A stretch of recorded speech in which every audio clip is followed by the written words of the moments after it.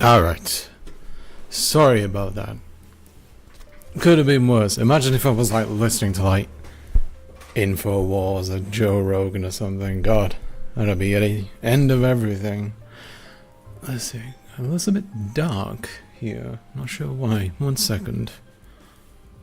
Let me put on some extra lights. That'll do. Okay. Hello. How are you doing? Who is here?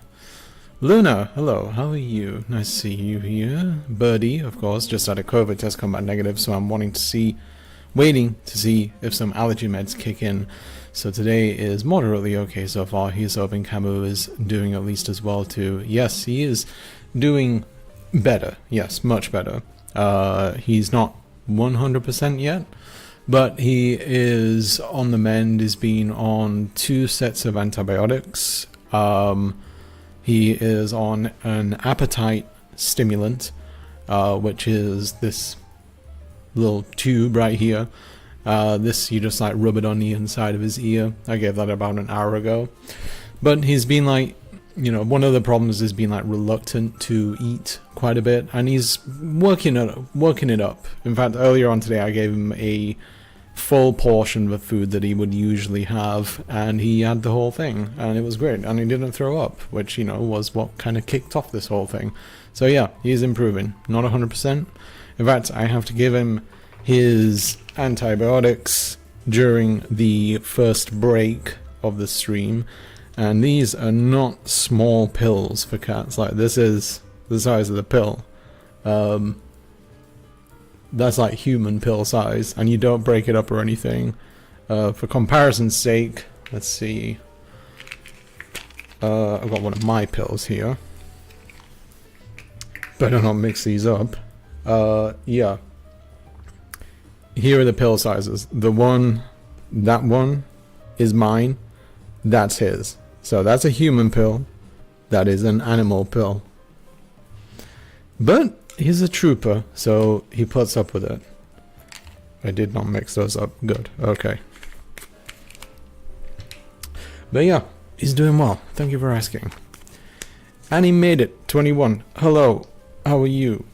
52. First time being able to catch a stream. Wonderful. Glad to have you here. How's your day going? And Megaron. How are you doing, Ronathan? You should tell people about your podcast, Just a Little Guy, where we make monsters and shit. I was on it. It was the best episode. No one can disagree. Is it Pet Judge from 2020? No, it is. I'm curious what that is, though. It is a movie from the early 2000s called Quigley, where Gary Busey. You know, if you know anything about Gary Busey, he is a bizarre fellow, and part of it is because he got into a horrible accident quite a while ago now, and his brain's not been quite right ever since then. But you know, he's a wild personality. But he did this weird movie where like he plays a billionaire, and due to some circumstance, I think like he dies and gets reincarnated as like this adorable little Pomeranian.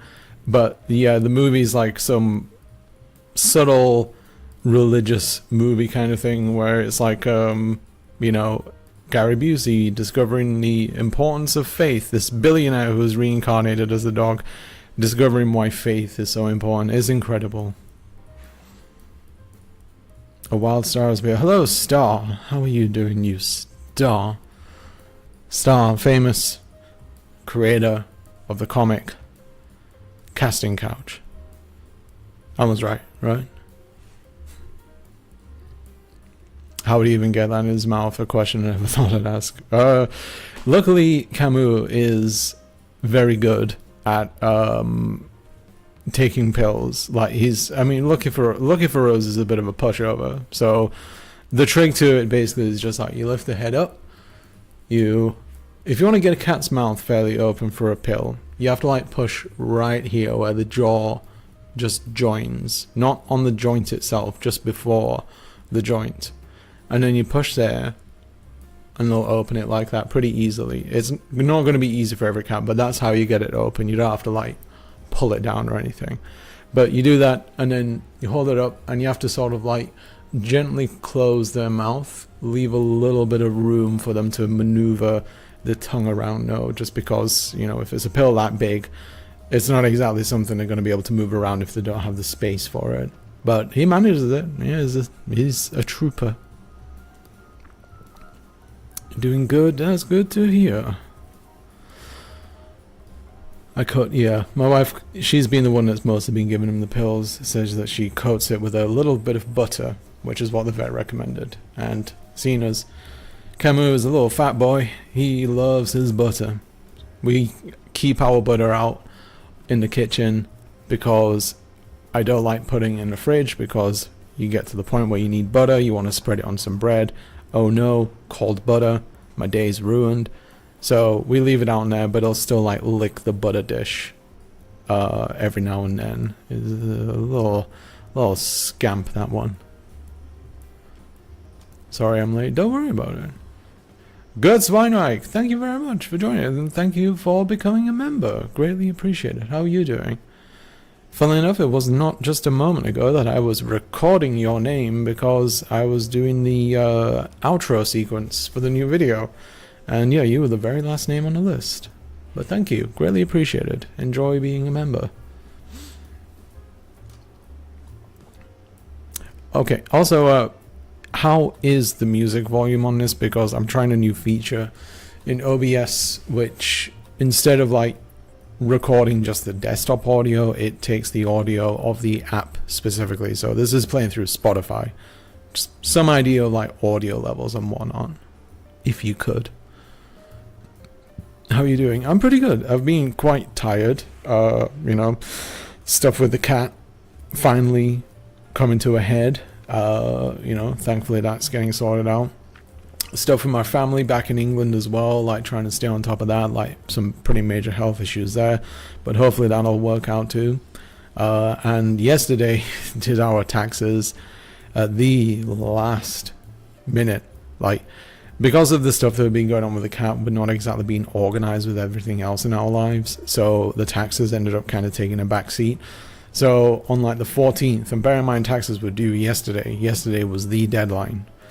On the 14th, we were like, okay, we're going to have to file for an extension. And it turns out that if you want to file for an extension for your taxes, you basically have to do your taxes. So you have to like figure out how much you earned, what your expenses are, etc., dependents, all that crap.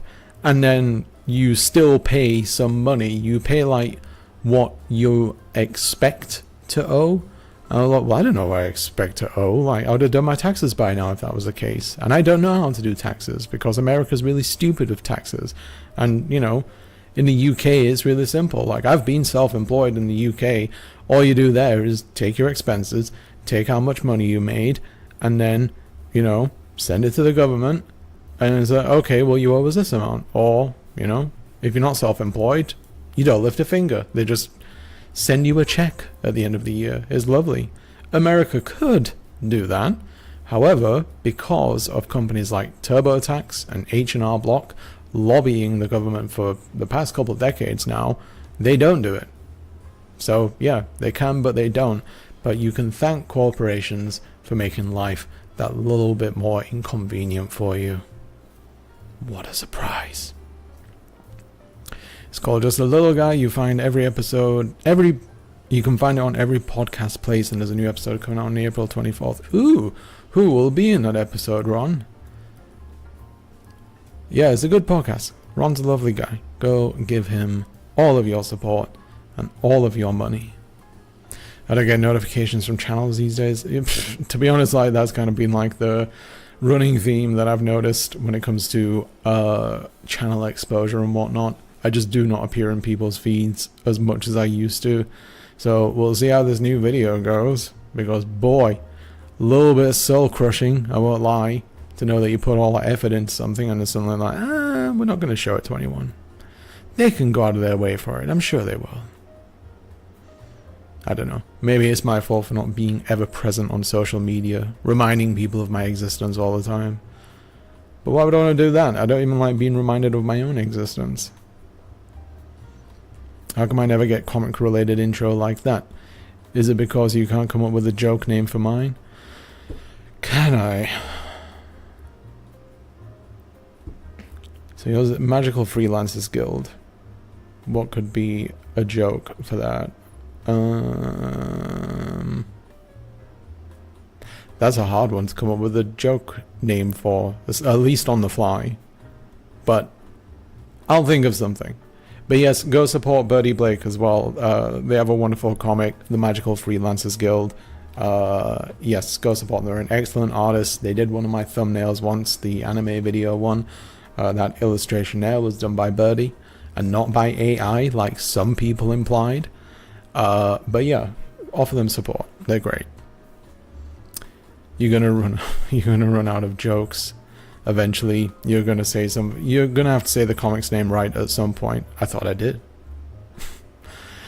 I'll never run out of jokes related to your comics names. I will think of something. I mean, how many cast related things are there in the world? Not that many, come to think of it. I don't know. We'll see. Maybe it'll just go down the path where the reference just becomes so obscure that it doesn't even make sense anymore. But that'll be delightful. Ah, shit, that's hot. Who doesn't love butter? Indeed, butter makes everything better, especially in the world of baking.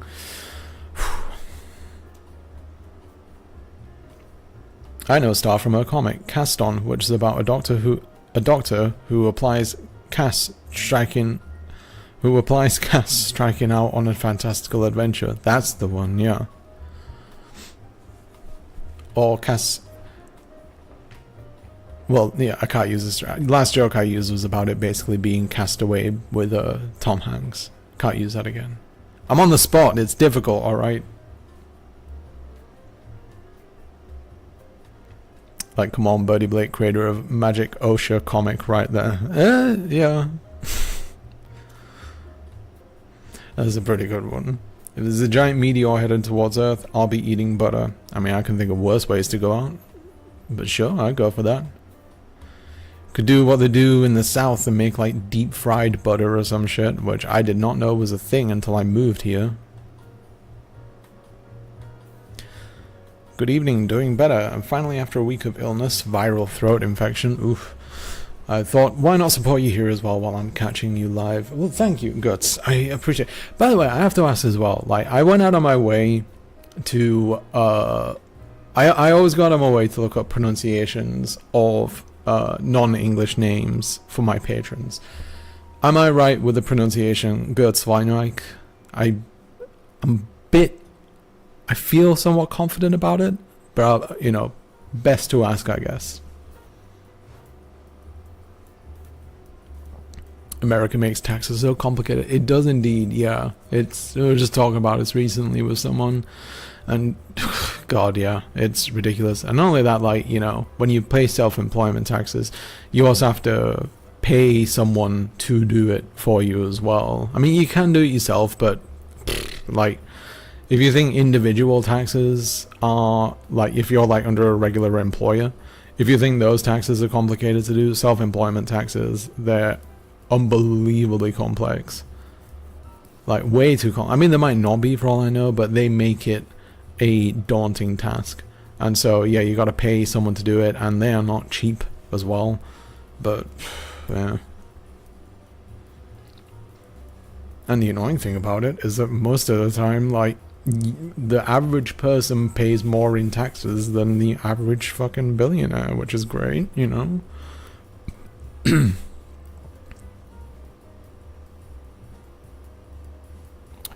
The guest for this new episode is Marceline Burkholz. She's a video essayist, surprise, activist, actress, author, the list goes on. I feel like I've heard that name before, although admittedly I'm a little bit behind in the world of video essayists. I've kind of tuned out of that field a little bit, which, you know, as one myself, is probably not very fair to do. But yeah, interesting. Author as well, my, how accomplished. That'll be a challenge for next week's stream. I will try and think of something. Magical Freelancers Guild. No, not right now. AI art on this channel? No, I would never use AI art for anything. Even if I wanted like some stock image kind of thing, I wouldn't make AI art for it or anything. You know, as admittedly tempting as it can be when you're like missing image of something, and you know, stock footage is too expensive or it's too hard to find, you know, yeah, I can understand why people got away for it, but nah. Thing is, it like, you know, it still almost always looks like absolute shit and people can see it from a mile off. And I've noticed that quite a lot of YouTube videos these days, not necessarily huge channels, but you do get like the odd video here and there that like just throws in AI art representations of things that they're talking about. Like, I can't remember what it was, but recently I watched a video where it was talking about gambling. And in that video, like, he used this clearly AI art or AI generated image of like a high roller at a casino, and you know, just like your typical AI stuff. The lighting looked awful, skin looked weird, and like it just had like a very surreal element to it. And yeah, it was like, but you know, in that situation, like, it's so easy to find like free images of just a guy at a casino, like free images anywhere, really. You don't have to pay for it. So it's still weird for me, like stuff like that, people will still go out of their way just to go through AI, because it's just like, why? That's an easy one. I mean, I know a lot of like stock images and stock videos are ludicrously expensive, but you can still find free shit out there.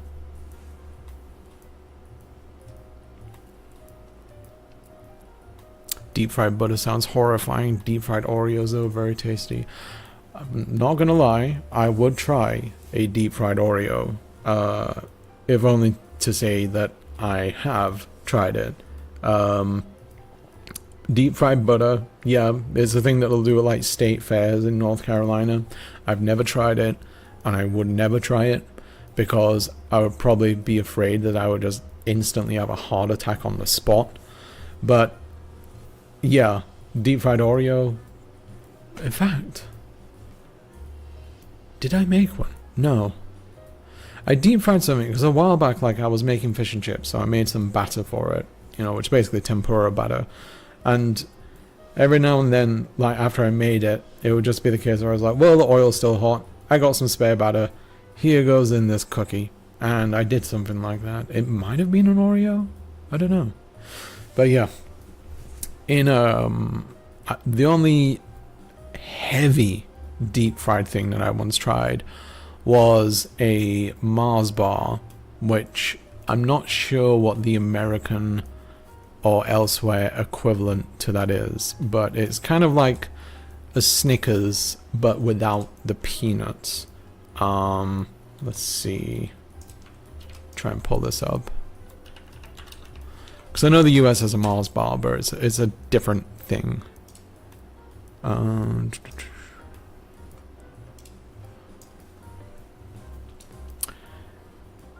Yeah, this right here. Yeah, this is a Mars bar right here. You know, chocolate, nougat, or nougat, as Americans say, and some caramel at the top. It's alright, I'm not a big fan, but it's very rich. And in the UK, there used to be a fish and chip shop there that would basically deep fry things upon request. And one of the most popular options there was basically just chocolate bars, like Mars bars, Snickers, etc. So one day I went in there and they said, like, you know, I got a Mars bar. It's like, can you deep fry it? Sure. Threw it in a deep fryer for like 20 seconds or something like that, maybe 30, and then took it out. They said you got to bite it as quickly as possible. Bit into it. It was super hot. Overwhelming. Like, I didn't really like it, I will say that. Like, I wasn't a fan. I wasn't like, this is the best thing I've ever had, but it was just, yeah, so rich. And even though I do like my rich foods, I like my salty foods, I like my very sweet foods, That, too far. But apparently they're very popular in Scotland, as is deep fried pizza, which sounds horrifying to me.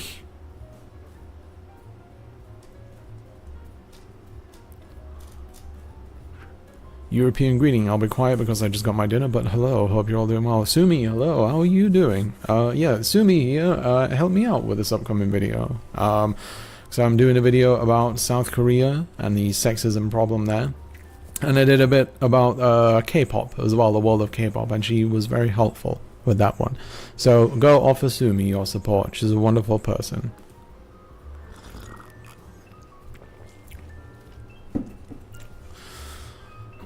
Cast Off, a comic about fishermen waylaid by storms, sirens, and the government on their way to their biggest score, the legendary gigantic mouth pass. Hey, I'd read it. Jolly had a great video on foods at Country Fair. Imagine deep fried pickle pizza. Oh, that sounds like a week's worth of heartburn right there. Like all that oil, acids, like, oof. Chest hurts just thinking of it. Okay, almost right. The CH is a soft sound, but I can't think of an English word that using to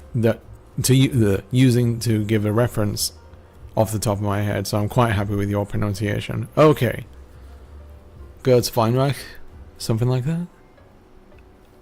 It's like, I don't know if you can hear that. Gertz Feinreich.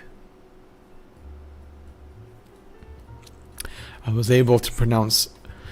See, I always like looking up pronunciations of stuff anyway, like for odd words. Like with this new video, I looked up pronunciations for a bunch of Korean names, and I believe I've nailed them.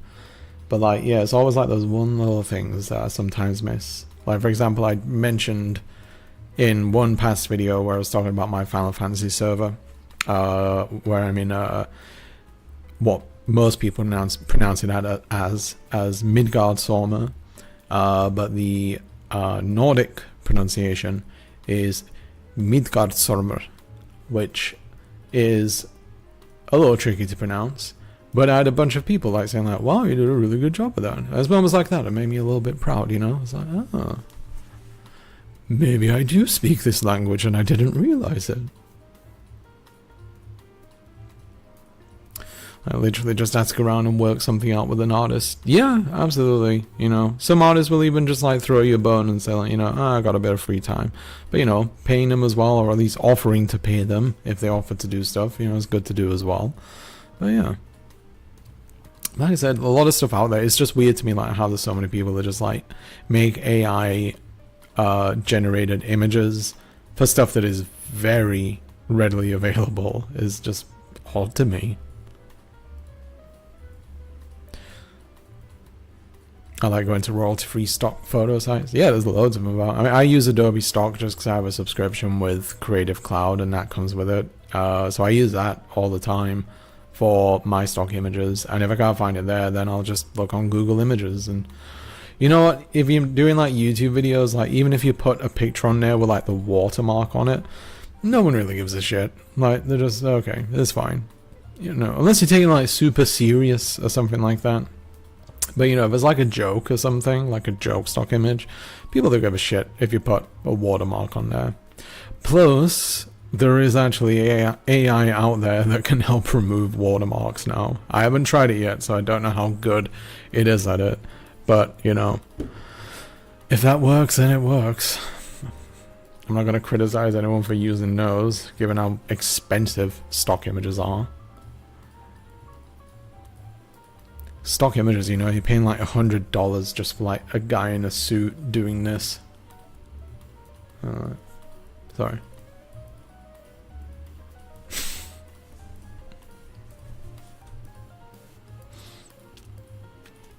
See, whenever I scroll down the chat on YouTube, it's weird because it just like jumps everywhere with the mouse wheel. Okay. There's a burger called the double/triple bypass with generous fillings, beef patty covered in a cheese sauce. Oof. It's too much. It's way too much. Because there was this, I think I spoke about this on the stream previously, actually. There was I don't know if it's still going, but there is a restaurant, I believe, in Texas, of course. So Star, you might want to visit here. But there's a restaurant that, like, I think it's called like the Heartstopper Cafe or something.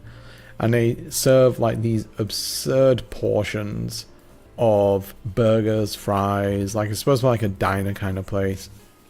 And they have like gimmicks there, like if you weigh over 350 pounds, you can eat there for free, which I can't imagine anything more irresponsible.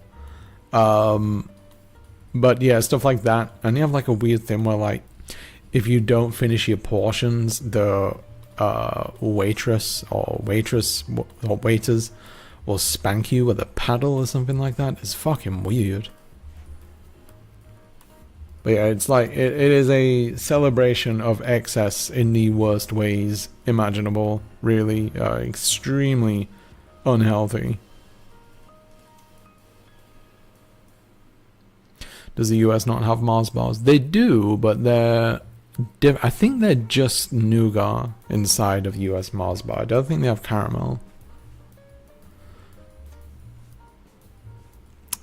Just realized that Mars is a cousin of Cadbury 5-Star. Cadbury 5-Star. Have I heard of that?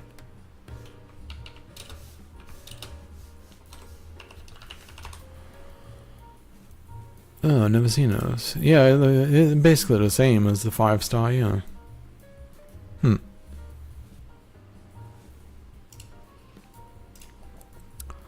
How does one deep fry pizza? Well, from what I've seen, you have like a cooked pizza, or baked, whatever you want to call it, and then you dip that pizza in some batter or tempura, and then you dip that into a deep fryer, and you let that fry until the batter gets crispy. Take it out, and shortly thereafterwards have a heart attack, I assume.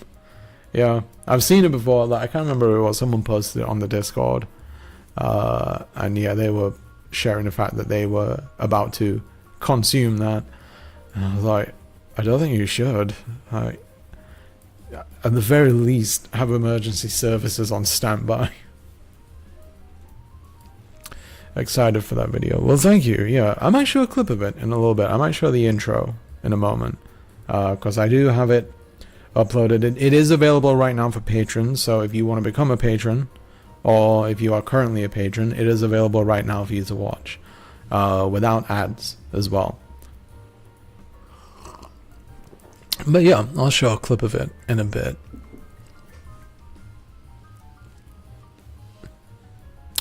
German CH is between K and H, or K and H. I just feel like I'm getting rid of a hairball now. By the way, you had pronunciation issues with some of the Korean names, but you literally don't speak Korean, so that's fully okay. Yeah, there's only so far you can go with these things. You know, you can try, and, you know, there's always going to be like little barriers when it comes to like language and the pronunciation of certain words, just because some, like, so when I used to study English language back when I was in college, and I found there, and there's something that a lot of people overlook, is the fact that, like, when it comes to language and the way that we pronounce certain things in our languages, those shapes that we make with our tongue and our mouths and our lips, the way that we speak in certain ways isn't trained. So, like, for example, with the pronunciation of like th, so th, like this, that, etc. A lot of other languages, or a lot of other people whose native language or mother tongue is something that doesn't include th. So, say for example, I don't know, Japanese. Like, Japanese don't use th. In fact, most countries don't really use th. So when it comes to actually saying those words or making those shapes with your tongue and your mouth, like a lot of people can't do it because they've simply not been trained with it. And you know, you can train yourself obviously, but it's something that's very difficult to break as habits go. So like what doing might be simple to an English speaker, but to another person from another language, yeah, it could be a lot more difficult. It was interesting stuff that I learned in that course. For example, apparently the letter J is the hardest to pronounce, or it's the hardest, or it takes the longest for a child to learn to pronounce when they're developing their language, because it is the most complicated shape within the, you know, within like verbal structures that a person could do. Because, you know, it's like, it is your lips, it is your teeth, it is your tongue, all at work creating the right shape to produce that noise. So if you try doing it now, slowly, J, like just pay attention to like all the aspects of your mouth and your throat and your breath that is working to make that happen. J, like even just like the curl of your tongue. It's not just a straightforward like flap or anything. You like push it towards the front of the palate and then dip it back down. J. Interesting, right? So apparently it's around 6 or 7 years old when a child can generally say the letter J or words with the letter J in it. Up until that point, generally they pronounce it as like they or something like that. And yeah, J as well. Like in much of Europe, the letter J on words aren't really pronounced with J in it. Learn something new today, hopefully.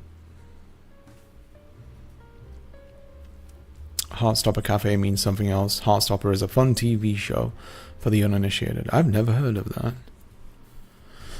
I just had a cheeseburger from a restaurant I normally don't order for. It tasted completely burnt. This restaurant has a 4.7 out of 5 rating. How? I get, with stuff like that, it might be just like they had a bad day or something. I don't know. I always find out weird. With stuff like that, I end up like giving it a second try if it turned out not great. And if it turned out that, you know, it was the same second time around, at that point, I just kind of write it off and just like, okay, maybe they're just bad. I know some people though, they're just like, they have one bad experience with a place, like a restaurant or something, and just like, I'm never going there again. It's like, come on, like, everyone's allowed a bad day, you know? In Bengali we have velar consonants that are both K and KH. So it'll be like similar kind of sound, or... My tongue is pretty messed up, so just assume that I can't pronounce anything. Lamau.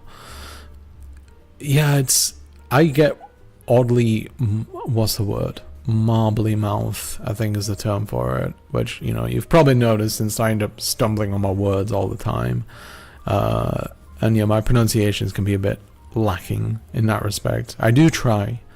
But I don't know, I think I'm one of those people that just like thinks faster than I can speak, and that ends up like making me stumble quite a bit, and it makes recording video essays really fucking fun because I have to redo stuff over and over again. What I do for Korean names and words is go into Google Translate and let the Korean voice say it out loud.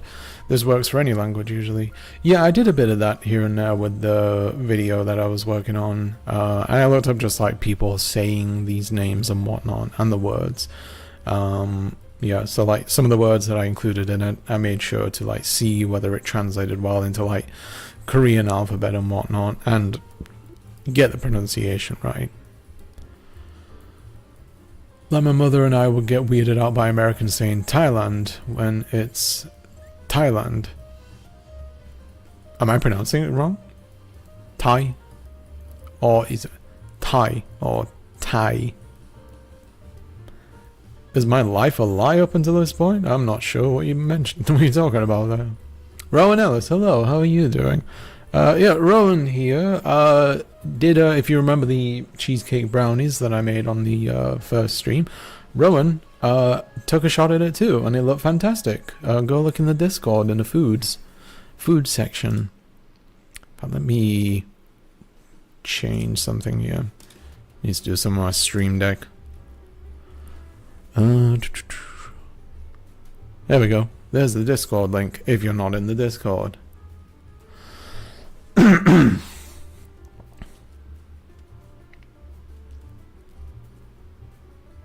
J in English is two sounds combined with D and S in the measure. Yes, that's right, yeah. It's a whole mishmash of different sounds put together with it.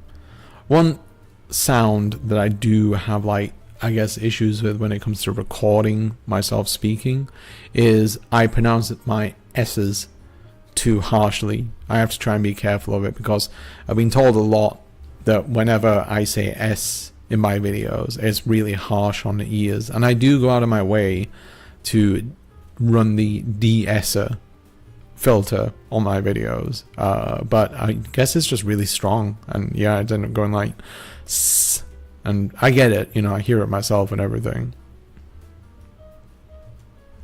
For me with the restaurant, it depends on, there is, oh, maybe they had a bad day / new person on the job, and then there's I'm never ordering again. Yeah, you know, you learn from experience with stuff like restaurants. You just gotta play it by ear. I always give them at least the second chance. But, you know, at the same time, you know, I end up getting, like, mystified as to why some places are popular too. Like, for example, in the UK, and probably in other parts of the world now, I know that they're in the US, there's a place called Nando's. They do, like, peri-peri chicken, which is, like, Brazilian spiced chicken sauces and whatnot. Everyone fucking loves Nando's in the UK. I think it's about as mediocre as you can get. But, yeah, everyone raves about that. I was like, oh, it's a fucking chicken sandwich. Who gives a shit?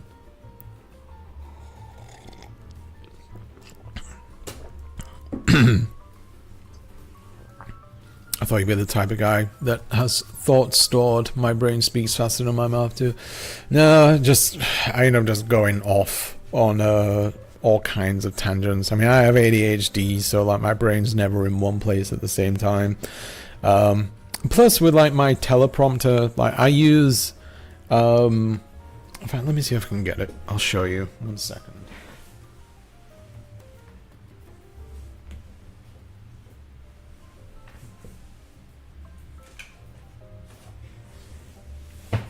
Yeah, so this right here is my teleprompter.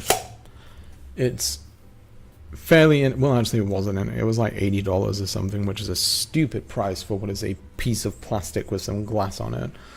But yeah, the way it works is like, let me demonstrate for the class. Yeah, so as you can see, it's very small, and the reason behind that is because it's just supposed to be for your phone. Let's see. God damn it. There we go. Okay. It's also fucking finicky when it comes to trying to actually get the phone in there. Jesus Christ, why is this not working today? I know this is thoroughly entertaining, but bear with me. Okay. Yeah, so this is what I use for it. You can probably just see, there we go. Yeah, so that is all I can see when I record a video. And as you can see, it is and that's a preview of the next script. Yeah, it's a very small amount of text, and like I'm one of those people that reads like faster than I can say things as well. So this tiny thing isn't very good for it, but I've done a bunch of videos with this. I should really get one that's like the size for a tablet, just so I can have like more space to read off, because then I do fine. But yeah, those are also pretty pricey as well, so can't really afford one. But it was a decent one by Newer. No, I think it's actually on my wish list somewhere. But yeah, that's where the magic happens. And that's where I fuck up my lines constantly. But if you are someone that does video essays, where you speak to the screen or speak to the camera, absolutely get a teleprompter. It is way, way easier than memorizing stuff. Oof, that was loud. That's behind the scenes magic right there. Thai with a strong TH is correct. Okay.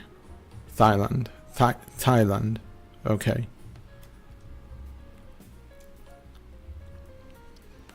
Is it just me, or is on my end, or is audio only coming out of the left speaker? I don't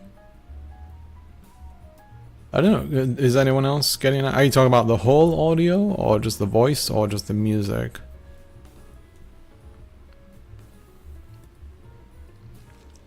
Then the issue for me with English is that the sounds of AA or A doesn't exist. Not A from the jaw, but an actual R. Oh, like AH or something like nougat. Okay.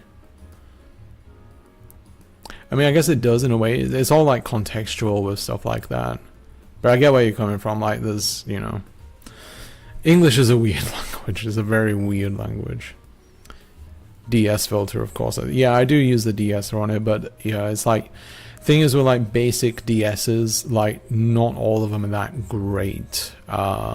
So yeah, I've learned to use it better. But yeah, audio's only coming out on the left headphone / speaker for me. Okay. Anyone else got that issue? Hang on a second.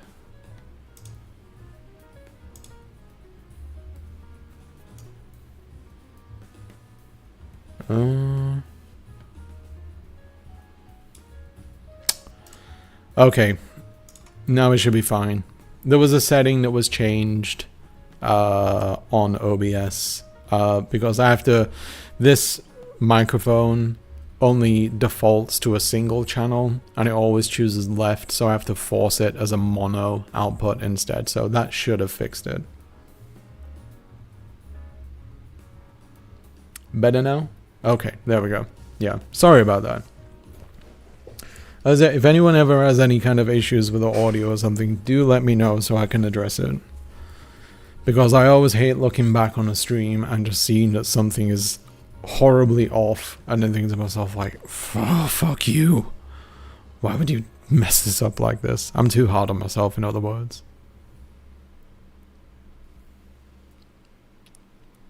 I watched a YouTube video essay on why are there so many high school anime. I didn't finish it, but it was informative. Hopefully you like it. But yeah, that was good. I really like making that video. It's always one of those subjects that's like really sort of interested me, because it is just one of those things where it's like, you like think about it for a moment and think like, oh yeah, there is a lot.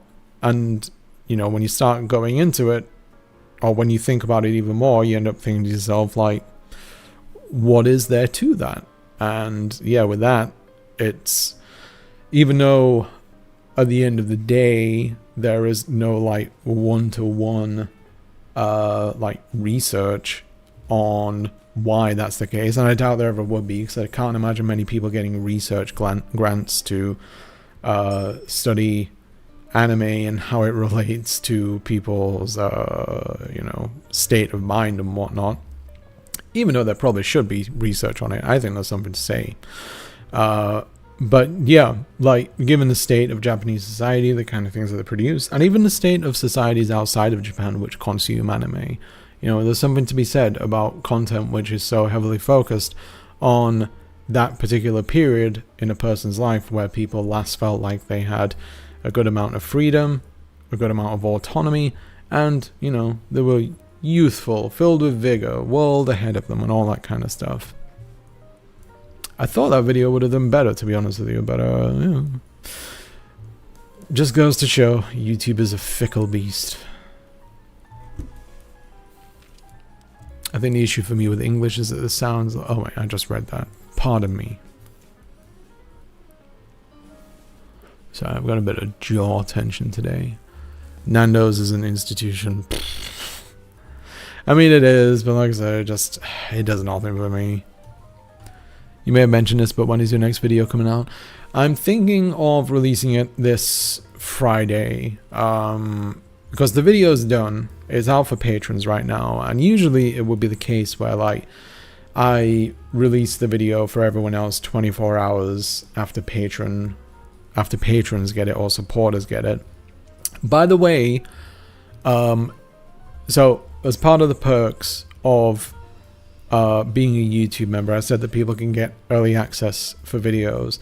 If you are an early access member, or if you are a member and you want to watch the video early, join the Discord. What I'm going to be doing is I'm going to be creating a channel just for YouTube members where I can post the video. I would post it through YouTube's features, but there is an issue with that, and that is when it comes to publishing the video, YouTube basically gives you very limited options where it's either private, where only I can see it, unlisted, where only people with the link can see it, or listed just for members. Now the problem with something like that is that only members can watch that video and no one else can, apart from me obviously. So it's not a great option. It would be nice if they offered like unlisted with membership access, but unfortunately they don't. So if you do want to watch the video early, join the Discord. You'll be given the role so long as you've got your YouTube account linked to Discord. You'll get the role automatically, and then I will make that channel for it. I know it's a bit of a workaround kind of thing for it. It's not ideal, but yeah, it's YouTube not having flexibility that ends up causing issues like that.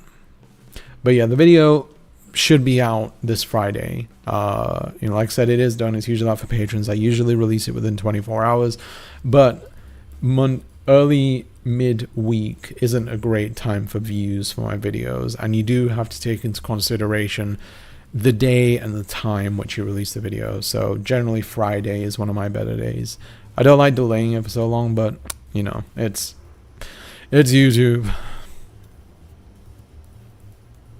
I did hear great responses about Nando's. I mean, like, loads of people love it. I'm an outlier. I just don't feel anything about it. As chicken sandwiches go, I've had better. I used to live in Albany, Georgia, and for the fun of it, we used to say orange instead of orange. Orange. I like that, actually.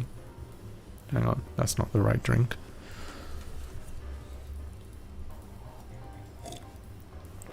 Brazilian, I thought it was South African or Portuguese. Oh wait, no. I thought it was just Portuguese. I didn't know about the South African stuff, but I guess that makes sense. They do have other, you know, flavorings and spices there. $80 for a teleprompter is daylight robbery. If you have Apple Pages, there's a teleprompter mode. Well, that's the thing, like with the teleprompter, you have to have, because I have the camera as well, this camera that I'm shooting with right here, you have to be able to put it on the camera to use it. But yeah, $80 for what is just a little plastic box with a glass on it is fucking terrible. I mean, it came with a little remote. It's not great, but you know, it allows me to control it. But yeah, I'd rather have one that allows me, because I have a tablet now, and I'd rather have one that works with a tablet rather than that tiny one, just because, yeah, reading off that very, very small screen is a challenge, especially when it's, you know, at a decent distance away. Like the camera, the way I set it up, is usually about like 6 feet away from me or something, so not very close.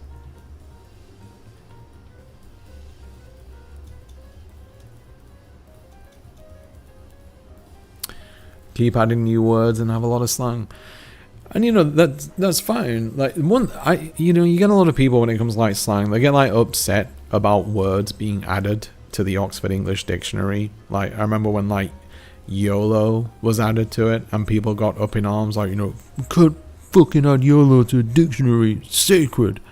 And it's like, that's just how language works, though. Like, goofy words come along, they go, and you know, they just get recorded for however long that might be. But yeah, it used to be it's kind of weird, like, whenever you see people reacting about that. It's like, it's a dictionary. It's not, you know, a constitution or anything like that.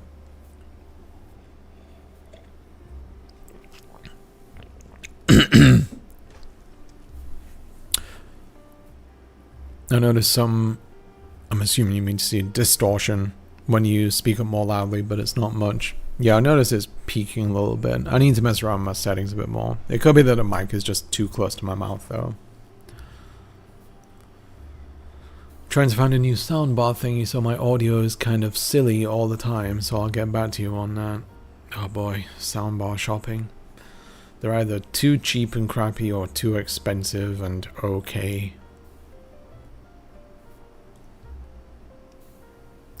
Part 2 of the new restaurant review, I also ordered a mini pizza, had the weird surprise that there was a cup there with sauce and spilled on my pizza. I'm not a sauce lover, had to scrape. So, they gave you a pizza with a cup of sauce to put on it? Interesting approach. I do unlisted and post the link in a community. Oh, that's smart. Yeah, I'll do that. Yeah. I completely forgot that you could make community posts for members only. Okay. I need to go now. Bye. Thank you very much, Luna, for stopping by. I hope you enjoy the rest of your day. Thank God it's Friday. TGIF. They do pretty good food. They do a very nice Jack Daniel's glaze for their steaks that I really love. I could drink that stuff. They also added a new thing where you can post a video for members only until its scheduled post date. So I've been using that and scheduling vids about a day in advance. Yeah, it's... See, my only workaround that I could think of is posting 2 versions of the video. Or 3, technically, because usually what I do is I post 1 version of a video for patrons, which will always have ads turned off it. And then I post the public version of the video, which obviously will have ads on. Sorry. For, you know, people to watch that way. So the only other way I can think of is just doing like a 3rd version, which is for members only. But, you know, I'll try the community posting. And, you know, I'll probably set something up as well, like in the Discord there.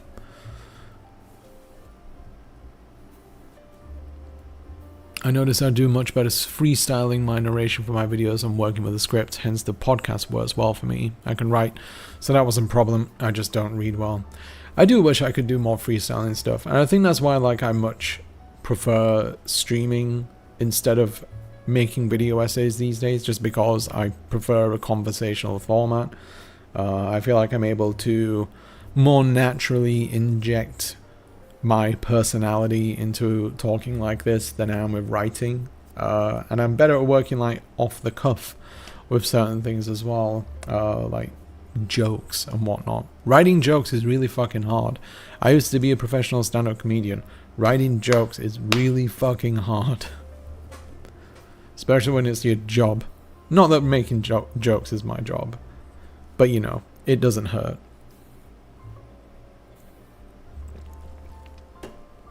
Yeah, so I need to actually take a real quick break to give Camus his antibiotic. Gonna dip this pill in butter and then give him a snack as a follow-up. Let me think. I don't have any question of the day because I always forget about that now. If anyone else wants to post a question of the day, you are more than welcome to. But yeah, I'll be right back. Give me about 5 minutes. Hopefully 5 minutes if things don't go horribly wrong. And I'm gonna run some ads as well too. Sorry about that. But yeah, I'll be right back. Where's the button?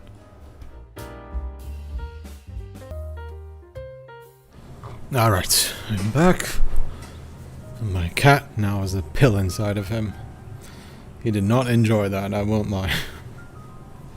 I had to put like a blob of butter on there as well. A good amount, just to, you know, make it up for him. But yeah, he was not a fan of that. He had it though, he didn't spit it out, and now he's enjoying a nice bit of food to wash it down with. Good for him. Maybe he'll pay us a visit afterwards. Maybe I'll carry him so he has to.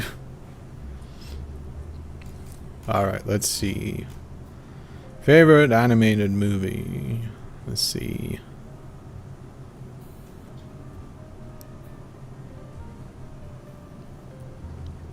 Actual essays do require so much research and writing. Yes, they do. It's so much work.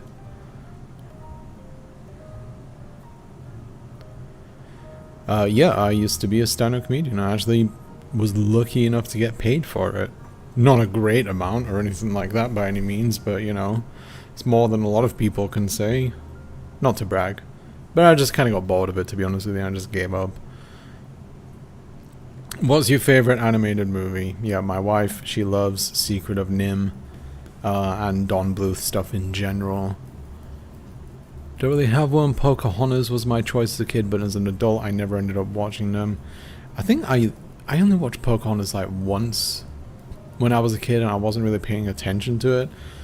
I don't know, I liked Disney stuff when I was a kid, but Pocahontas, oh there he is in the corner. Come here. Come say hi. You annoyed with me? I gave you butter. But yeah, Pocahontas, I don't know, I was never too keen on that one. I'd say the Disney movie that I really did like growing up was Emperor's New Groove. Like, I liked it just because it was so weird and so different from other Disney movies out there. Like, it kind of catered to my sense of humor. Yeah, it was really good. Very funny movie. Mine is either Chicken Little or the Spider-Verse saga. I've seen the first Spider-Verse movie. It was very good, very creative. I've not seen the second one yet, but I have heard good things about it. But yeah, I'm glad that a movie like that gets to exist in a industry that is so focused and fixated on more traditional looking CG movies. It was nice to see something that has some style to it. Although I have noticed that ever since that movie became popular, everyone and their mother is trying to emulate the, what's it called, on the ones or on the twos animation style, where it's like movement every 2 frames or something. I can't remember exactly what it's called. But yeah, a lot of movies have tried to emulate that since then, and it doesn't always work.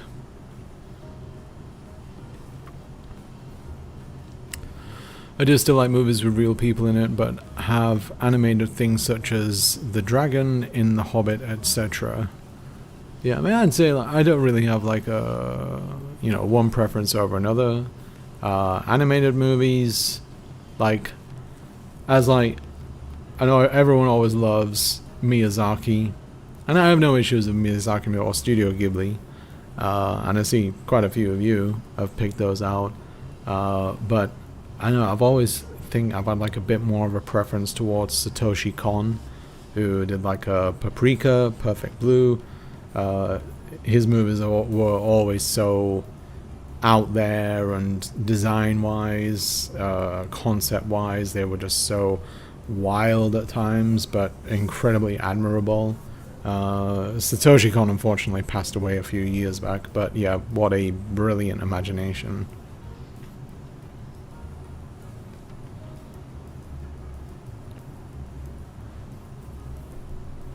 I'm a book-reading fiend who wants a grumpy love interest. Don't we all? Or, yeah, Beauty and the Beast. Oh, okay. I understand now. Yeah, my wife loves Beauty and the Beast. Psst, come here. Come here. Come on. Fine. He's disgruntled.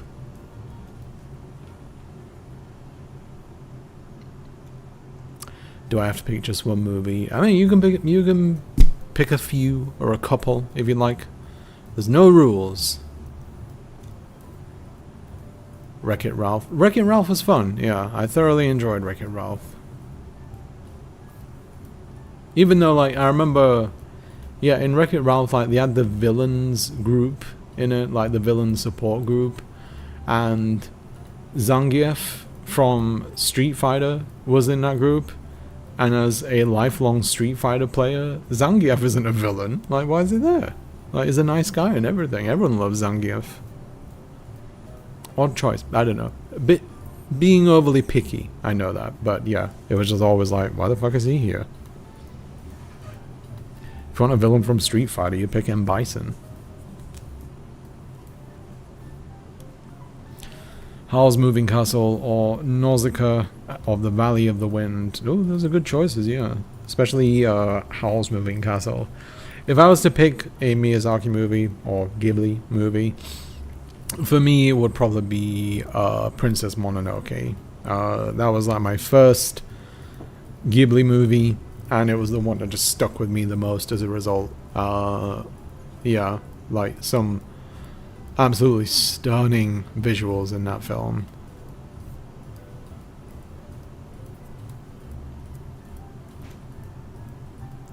Ponyo. Ponyo is very fun, yeah. In fact, that was the first Studio Ghibli movie that I showed my nephew. I was trying to introduce him to some non-Western animation because he really liked his Disney and whatnot, so I figured, like, you know, I'll give it a try. And he fell in love with it immediately.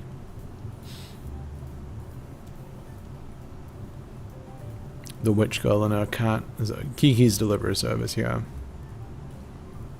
You've been meaning to rewatch Ponyo recently? I did not know that. You should rewatch it then, dear. Camus is a good boy indeed, yes. Sorry, I've got an itch on my nose, but I don't want to put my finger up the nose because it is inside of it. What's the craziest thing you guys ever ordered in a restaurant? I won't call it crazy, but oh wait. Sadly I have to go, thanks for the stream, and I'll talk to you guys later on the Discord or again for memes or when the video is out. Take care, everyone. Sumi, thank you very much for stopping by, and thank you once again for helping me with the video. Enjoy the rest of your day. Thank you. But yeah, I mean, crazy.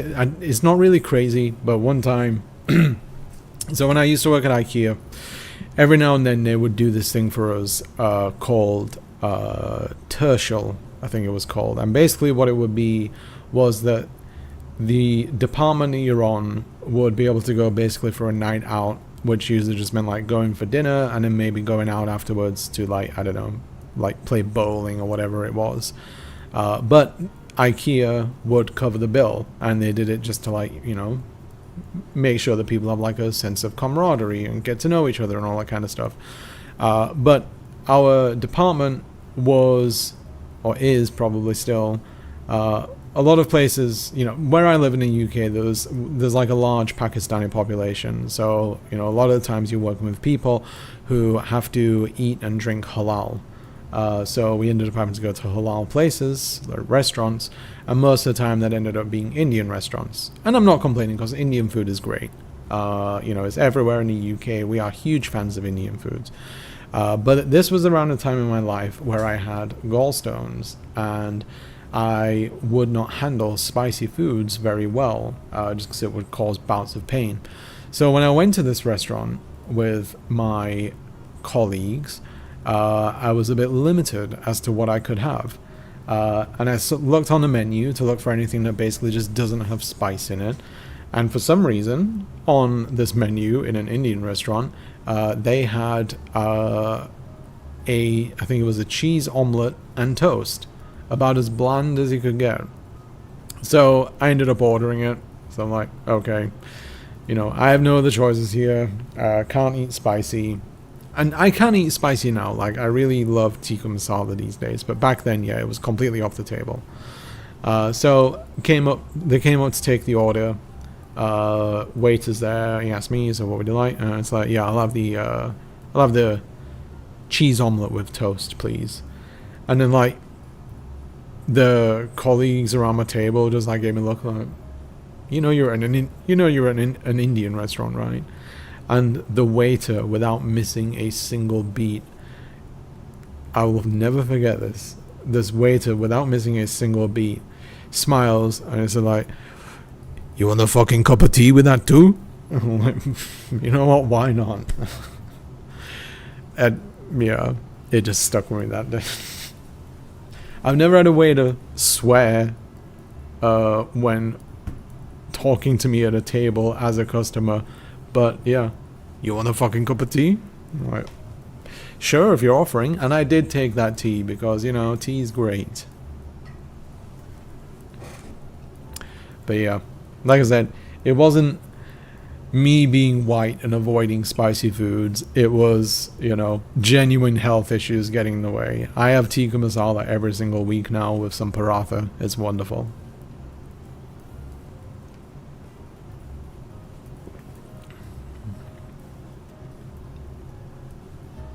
Wildest thing I've ever seen is lotus root.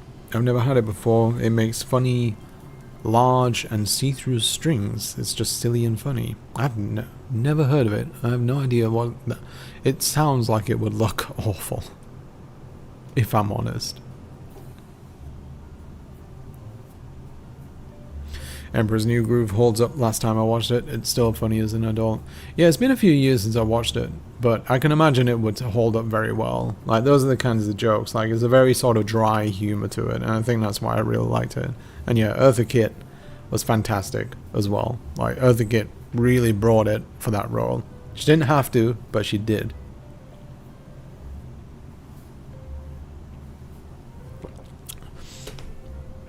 There are no rules. I'm not a regular video essayist. I'm a cool video essayist. I won't call myself cool. That's up for other people to decide.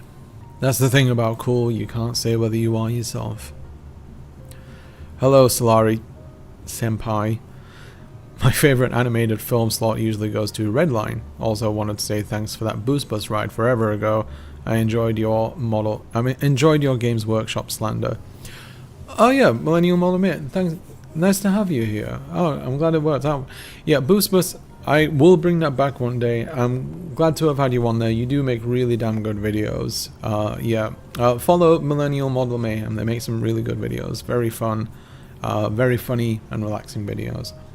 But yeah, glad you liked it. Yeah, the Games Workshop thing. That was not a joke. That one. Yeah, it was. I can't remember how much I said in the video, but like it was years ago. Like I was actually doing some Gunpla stuff.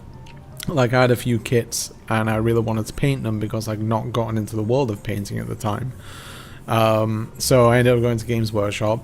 They had their counter with the paints and everything behind it. And they were like all at the table. Like no one was behind the counter. Like all these guys were just at the table playing Warhammer. So I ended up going to, like, the counter was really small and behind it was the paints.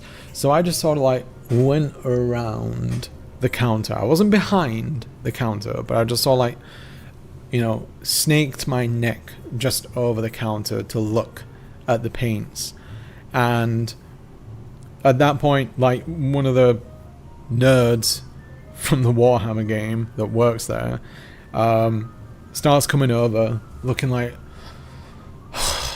oh, gotta help someone, gotta do my job. I was like, you can't be behind the counter. I was like, I'm not behind the counter, I'm clearly behind this door. I was like, what do you want help with? I was like, I'd like to buy some paint. Which one do you want? Like, I'd like to look first.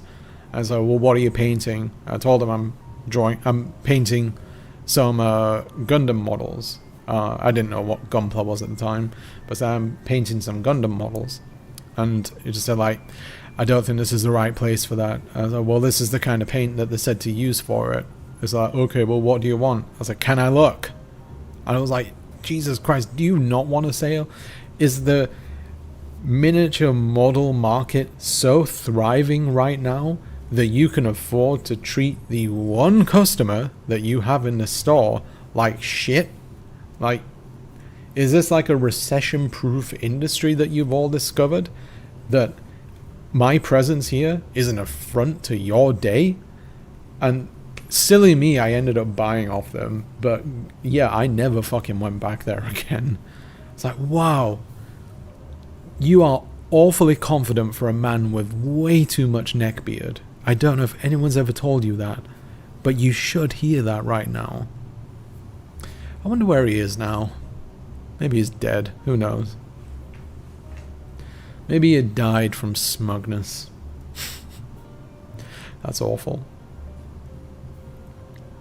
Yes, Camus is... Let me get a webcam shot of Camus. He is in his bed right now. Where is it? 1 second. There he is. Cleaning his nether regions, of course. Perfect timing. Camus. Psst, psst.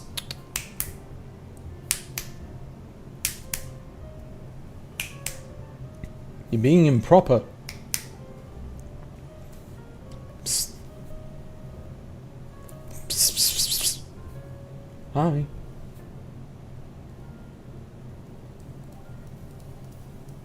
Okay, never mind.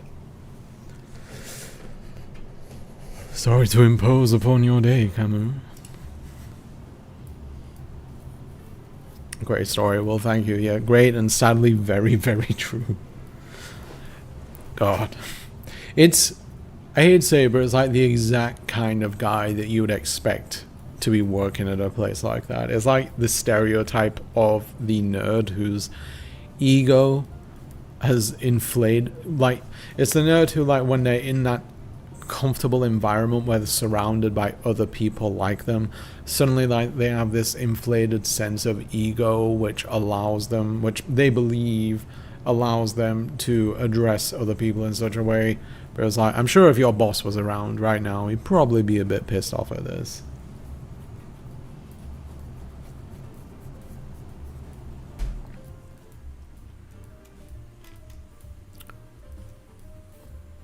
If I binge the entirety of The Owl House in one sitting, can I count that as a movie? How long is The Owl House? I've never even heard of that, to be honest. His little tuckers. Yeah, he's looking his tuckers good and proper now. When in doubt, have dal rice or khichdi. Is that right? Khichdi. We're pronouncing everything wrong today.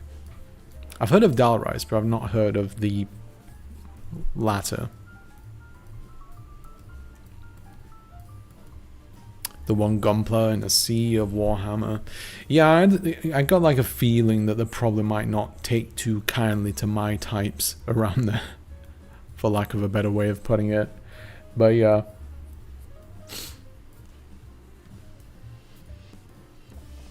After watching the Zeppler HQ, MTQ capture Arthas, Savix, Matsui Zekai, Asmongold, Tai Tyranitar Tubes, SD Quib FF14 YouTube's videos. YouTube's recommended me your streams. Well, welcome aboard, Ariana Grande. I'm glad that you can take time away from your busy touring schedule to stop by on my humble stream. I know MTQ Capture. Well, I know everyone knows Asmongold. MTQ Capture. Yeah, I followed a bunch of her tutorials for Final Fantasy XIV raids. I was actually planning on playing Final Fantasy XIV in the near future on stream, just because it's been way too long since I've played the game. I need to get back into it. I still have like some story stuff to do, so maybe next time when I stream I'll just like do some like dungeons or what have you. Find my footing once again. But glad to have you here, Ariana Grande. How are you doing? Looking forward to Dawn Trail? I understand why the Boost Bus had to go on vacation. That retail experience sounds very similar, very familiar to me. Yeah, it's definitely not unique, but it was one hell of an experience to have. Sorry for wanting to spend money on your business. That's what it is. Yeah, it's like, damn, you guys must be rolling in all this tiny figurine money. How do I get in on this?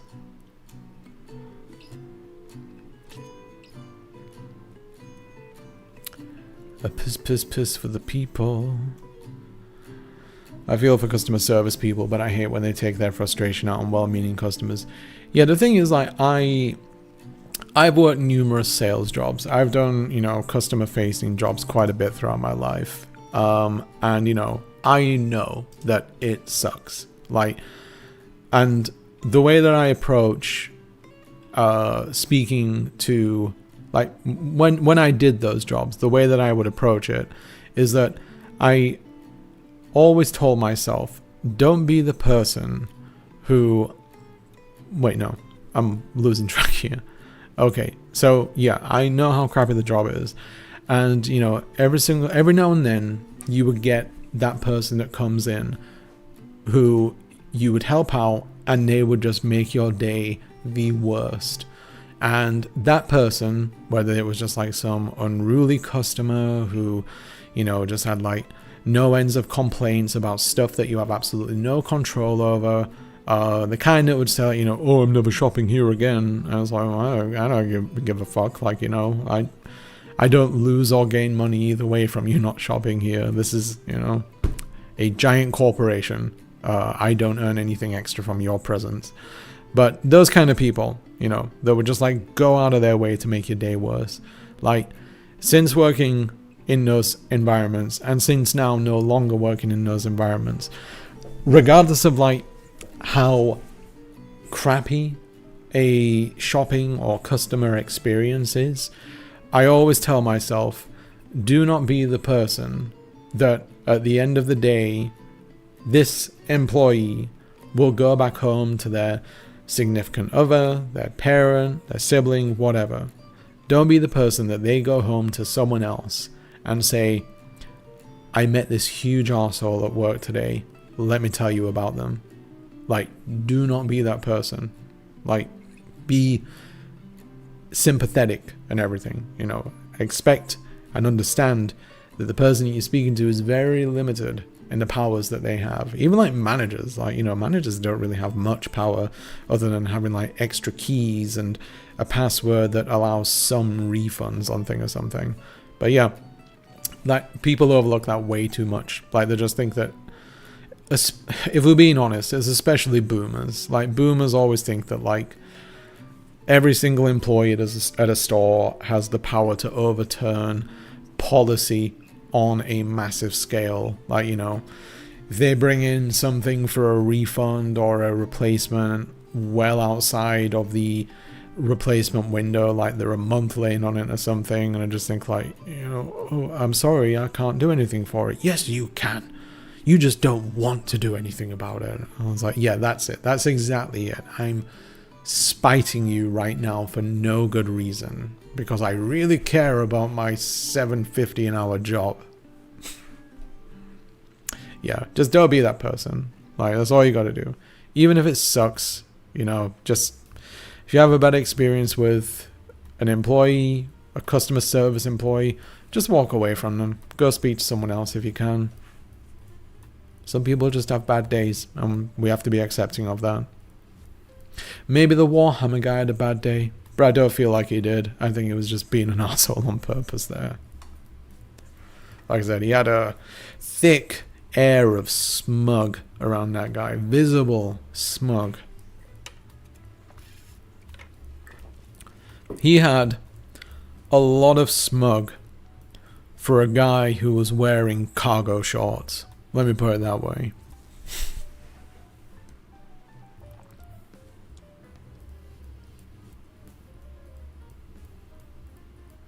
Alright, let me... Oh yeah, so earlier I mentioned we're going to watch a little preview. My voice went up quite a bit then. We're going to watch a little preview of the upcoming video. So let me cue it up. Bear with me one moment. Oh, that's my voice. Yeah, so for some context, yeah, this next video, it's going to be about the problem of sexism in South Korea.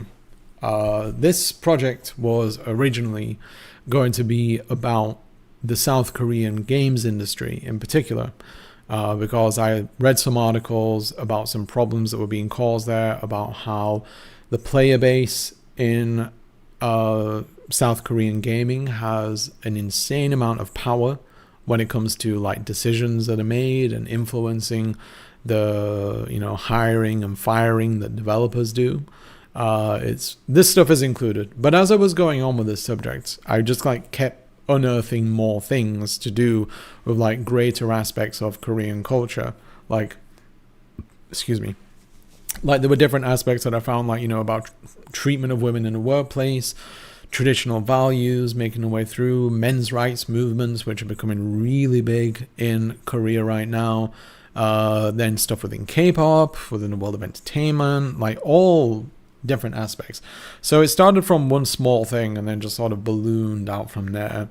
And so it does feel like it's a bit of a rug pull, because I end up start the video talking about this gaming stuff, and I was like, you know, oh, here's stuff about parental leave policies in South Korea and how bad they are.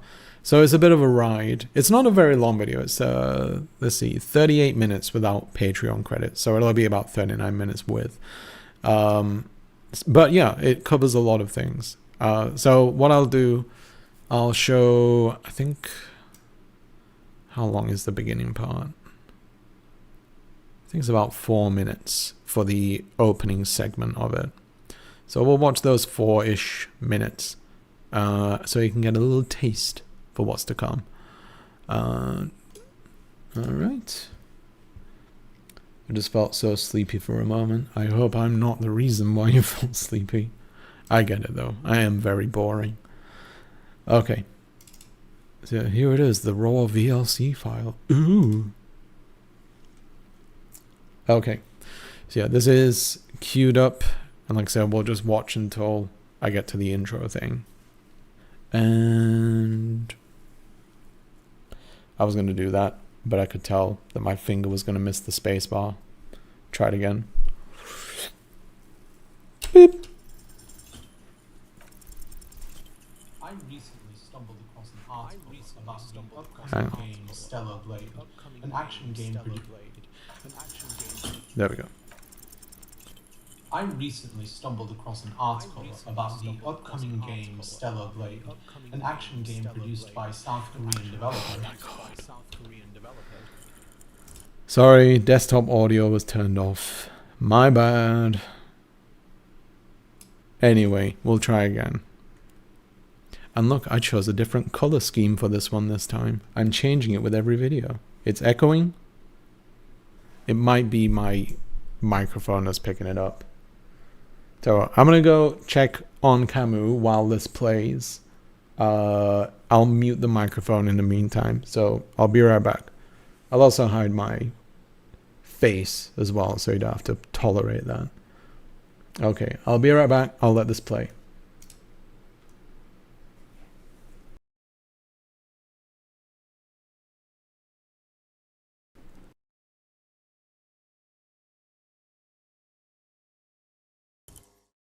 I recently stumbled across an article about the upcoming game Stellar Blade, an action game produced by South Korean developer Shift Up, where the game director Hyung-tae Kim was discussing the design of its protagonist, Eve. The design of Eve isn't necessarily controversial or even new compared to what we've seen in the past. She's a lithe woman with a conventionally attractive face, long gorgeous hair, and by default wears a skin-tight bodysuit, which accentuates parts of her anatomy. As character designs go, it's quite good. Not really iconic, but distinct enough that it stands out.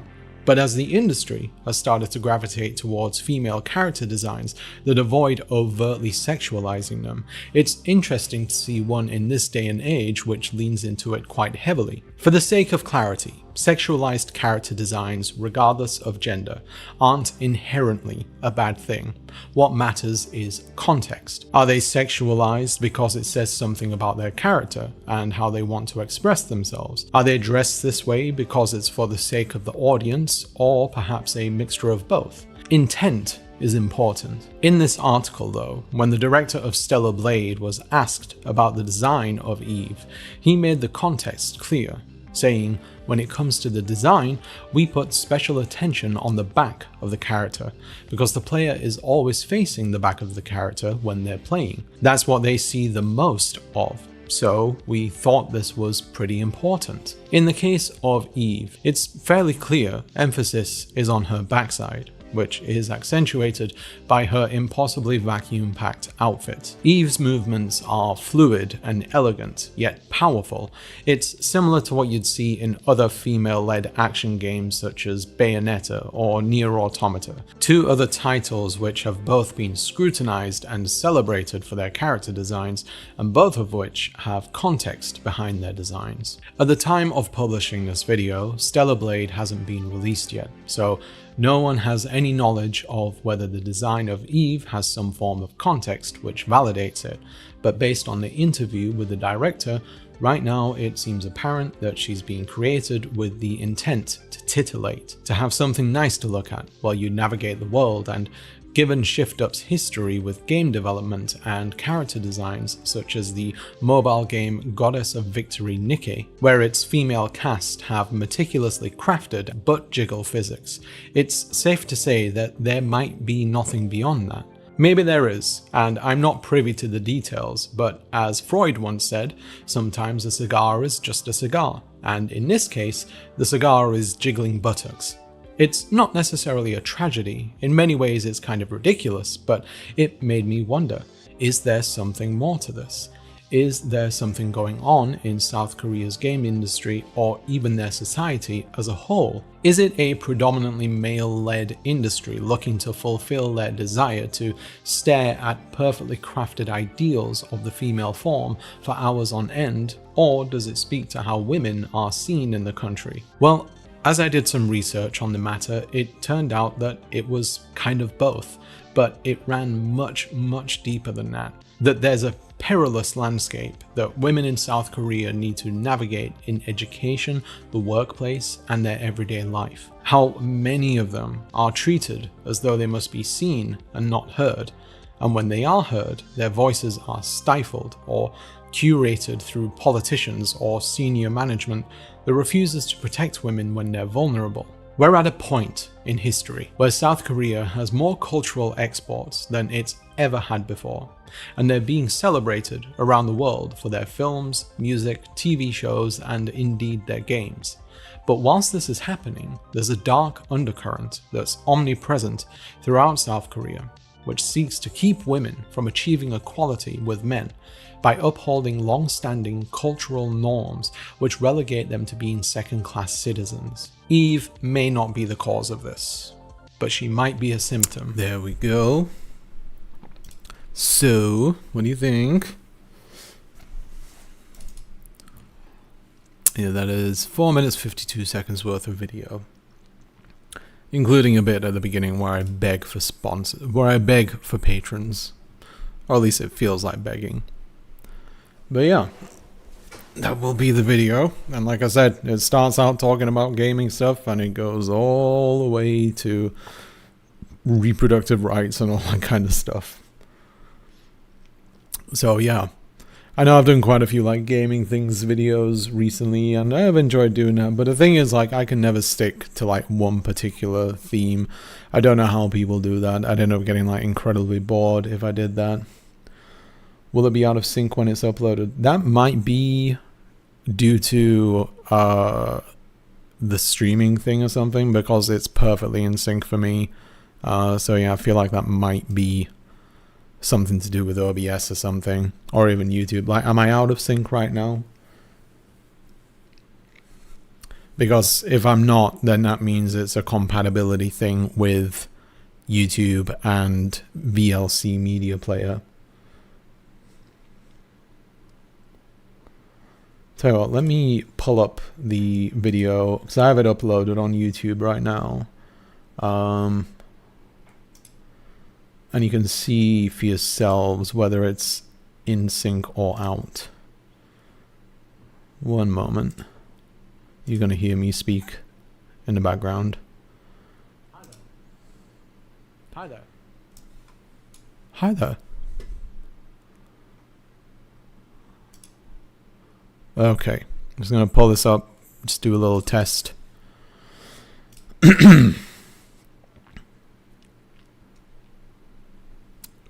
Okay. Yeah, so here's the video itself on YouTube. Sexualized character designs, regardless of gender, aren't inherently a bad thing. What matters is context. Are they sexualized because it says something about their character and how they want to express themselves? Are they dressed this way because it's for the sake of the audience, or perhaps a mixture of both? Does it seem alright? Is important. In this article, though, when the director of Stellar Blade was asked about the design of Eve, he made the context Out of sync? I'm imagining it's an OBS setting thing, because yeah, that's a little jank. Oh well. Either way, it will be it will be in sync when it's released. Yeah, I think it's just, I don't know, it might be an OBS setting thing, like I said. So real quick, we'll try once again. Sorry about using you as my test puppets here, whatever you call it. Test subjects.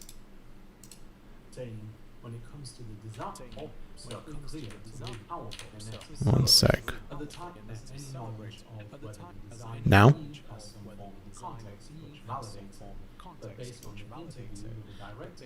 Interview with the director, right now it seems apparent that she's been created with the intent to titillate, to have something nice to look at while you navigate the world, and given Shift Up's history with game development and character designs such as the mobile game Goddess of Victory, in many ways it's kind of ridiculous, but it made me wonder, is there something more to this? Is there something going on in South Korea's game industry, or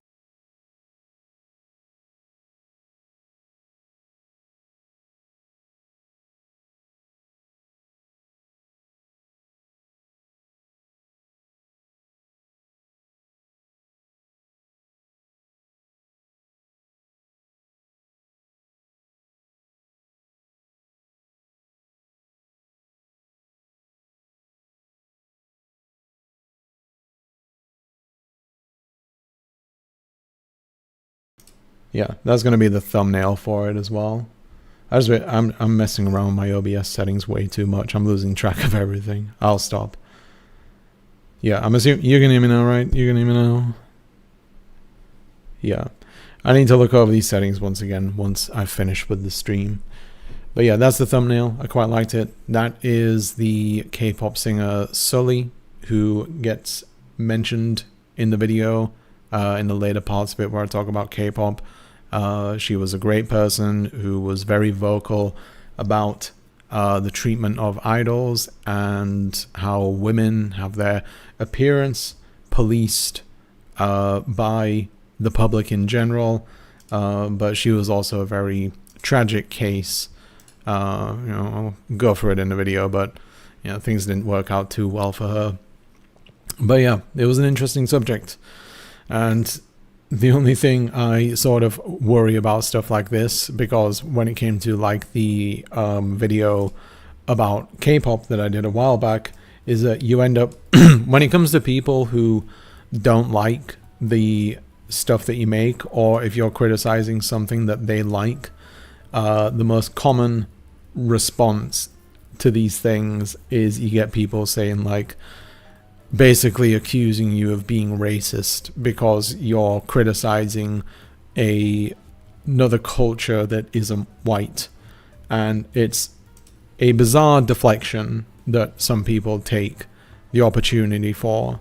You know, it's like like, for example, you know, I've done a few videos on like Japanese culture, and the reason why I've done videos about that is, one, because I find it very interesting, and two, I've done a ton of reading on these things and I find it immensely satisfying, immensely fascinating.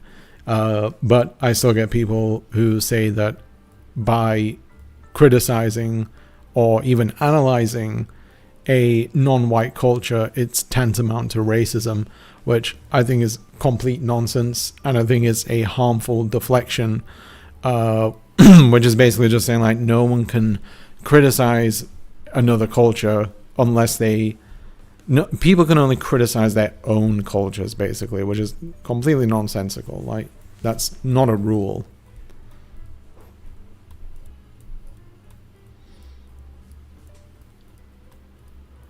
But yeah, look forward to it. I'm sure you'll like it. It was an interesting project, I will say that. And as I mentioned earlier, Sumi, who was in the stream earlier, she helped with it too.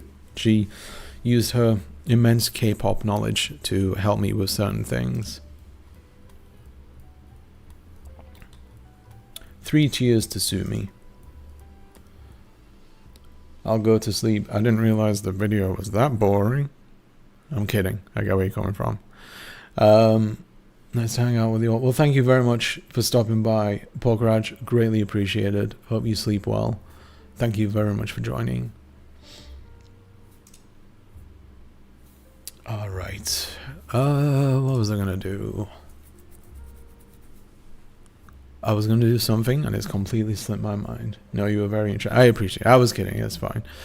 But yeah, I look forward to seeing people's response to that video, because like I said, some people are a bit about these things. We'll see. Okay. Oh yeah, I was gonna play a game, but I can't remember which one. I just want to kill a bit of time, because I've got to go do things shortly. Let's see. Oh yeah, what have you all been playing recently? I've been playing a bunch of Dragon's Dogma. The racism argument would mean that you can invent your own culture, then nobody can criticize it. You win. That's true, yeah. Like, it's such a pointless argument, you know, to say that that cultures outside of yours can't be criticized, because there's plenty to criticize about other cultures. Like, you know, for example, Saudi Arabia. Like, Saudi Arabia has a lot to criticize. Like, you know, the treatment of women there in particular is pretty fucking awful. Same with my dad's country, Iran. Like, you know, my dad, he loves Iran. Like, you know, he'll talk about how wonderful of a country it is, and, you know, how he'll try to pass it off as like a really progressive place, but like in reality, like, it's not that great, especially if you're a woman. And, you know, especially if you're poor, or if you're an addict or anything like that. Yeah, it's not great for it. Or, you know, especially if you're like LGBTQ plus as well, like, it's horrible there. But yeah, when it comes to criticisms of those places, some people are just like, you can't do that. Like, why not? Because you're not from that country. It's like, that's not how it works. Like, there's no limit in place. And it's like, criticizing a culture is not the equivalent of criticizing a race. You know, race and culture are like separated things. It's completely different. I mean, yeah, I don't know. I guess it rubs me the wrong way, just because it's something that like I end up seeing so often as a deflection for it, and it's just not useful. Because what use is a deflection in those cases? It's like saying, you know, you can't talk about how this place or this culture is sexist, racist, whatever. So stop talking about that and just leave the problem be, because you're not allowed to talk about it. Like, bigotry is bigotry, no matter where in the world you are. And bigotry deserves calling out regardless, so. Totally agree. I think it's possible to criticize a culture in a racist way. Yeah, absolutely. But if we don't allow constructive/informative criticism, then we'll be too scared to openly discuss suppression. I think people assume when you say South Korea has a misogyny problem, you're implying that the UK/US doesn't have a problem. That's another thing too. Yeah, the whole like false equivalency thing. A lot of people take statements like that as a cue to say or to believe that the person who's making the criticism is absolving other cultures. So like, For example, with that K-pop video, one very, very common rebuttal I got from that video was, yeah, the K-pop industry is bad, or, you know, the music industry in Korea is bad, but what about the Western industry? That's not very good either. I was like, I didn't say the Western industry is superior. The Western music industry and music industries around the world fucking suck. Like, the music industry is a goddamn mess. Like, yeah, like, and as someone who's a musician, and at some point in my life, as someone who had designs on, you know, being a successful musician, and, you know, in hindsight realizing that's not really a thing anymore unless you're huge, then, you know, why would you want to do that now? It's basically impossible. Like, you know, I've mentioned it before, but there's no such thing as middle-class musicians anymore, or middle-class performing artists, just because it's either or. You're either on the bottom of the runs or you're at the top. So, and the deals for artists are worse than they've ever been. Streaming services like Spotify, Apple Music, YouTube, like, they're all terrible for them too. TikTok has made things way worse as well, because you'll get artists that go viral on there, like their music will get used on millions of videos, and they won't see a penny for it, even though they're attributed to it. Like, it's terrible. But saying that this thing is bad, or this thing is potentially worse than this other thing, is redundant. You know, we're talking about this right now. It's like if you sat down to have a meal, and, you know, you sit down, you eat it, and you start talking about, like, how poor quality the food is, and then someone just comes up to you and says, like, yeah, but this food from this other place is worse. I was like, maybe, but I'm eating this right now, and it's pretty bad, so I think I have a right to say something about it. We're talking about this food right in front of me right now. We're not talking about whatever from elsewhere. It's pointless. And, you know, as I said, it's just born from this feeling that people get where they have to defend something that they like. So they have to come up with whatever reason in order to validate what they're saying. And yeah, it's pointless. Having to lie and say your date is your cousin because dating isn't allowed or whatever. I don't know if that's still a thing or it ever was. I mean, I've heard of people doing that, but, you know, yeah. I don't know. I've never done that myself, I will say. But, yeah. It's false equivalency. Just making stuff up. I'm a professional ballerina. Things are very bad for us in the States. How so? I gotta admit, I'm a little bit out of the loop in the world of that. Well, I know, like, you know, the world of creativity in general is pretty bad. As careers and whatnot go. My wife, she's a classically trained viola player. She's, like, performed in symphonies and whatnot, and she has a lot of friends who still perform in symphonies, and yeah, she says they do not do well, even though they're, like, performing in front of thousands of people.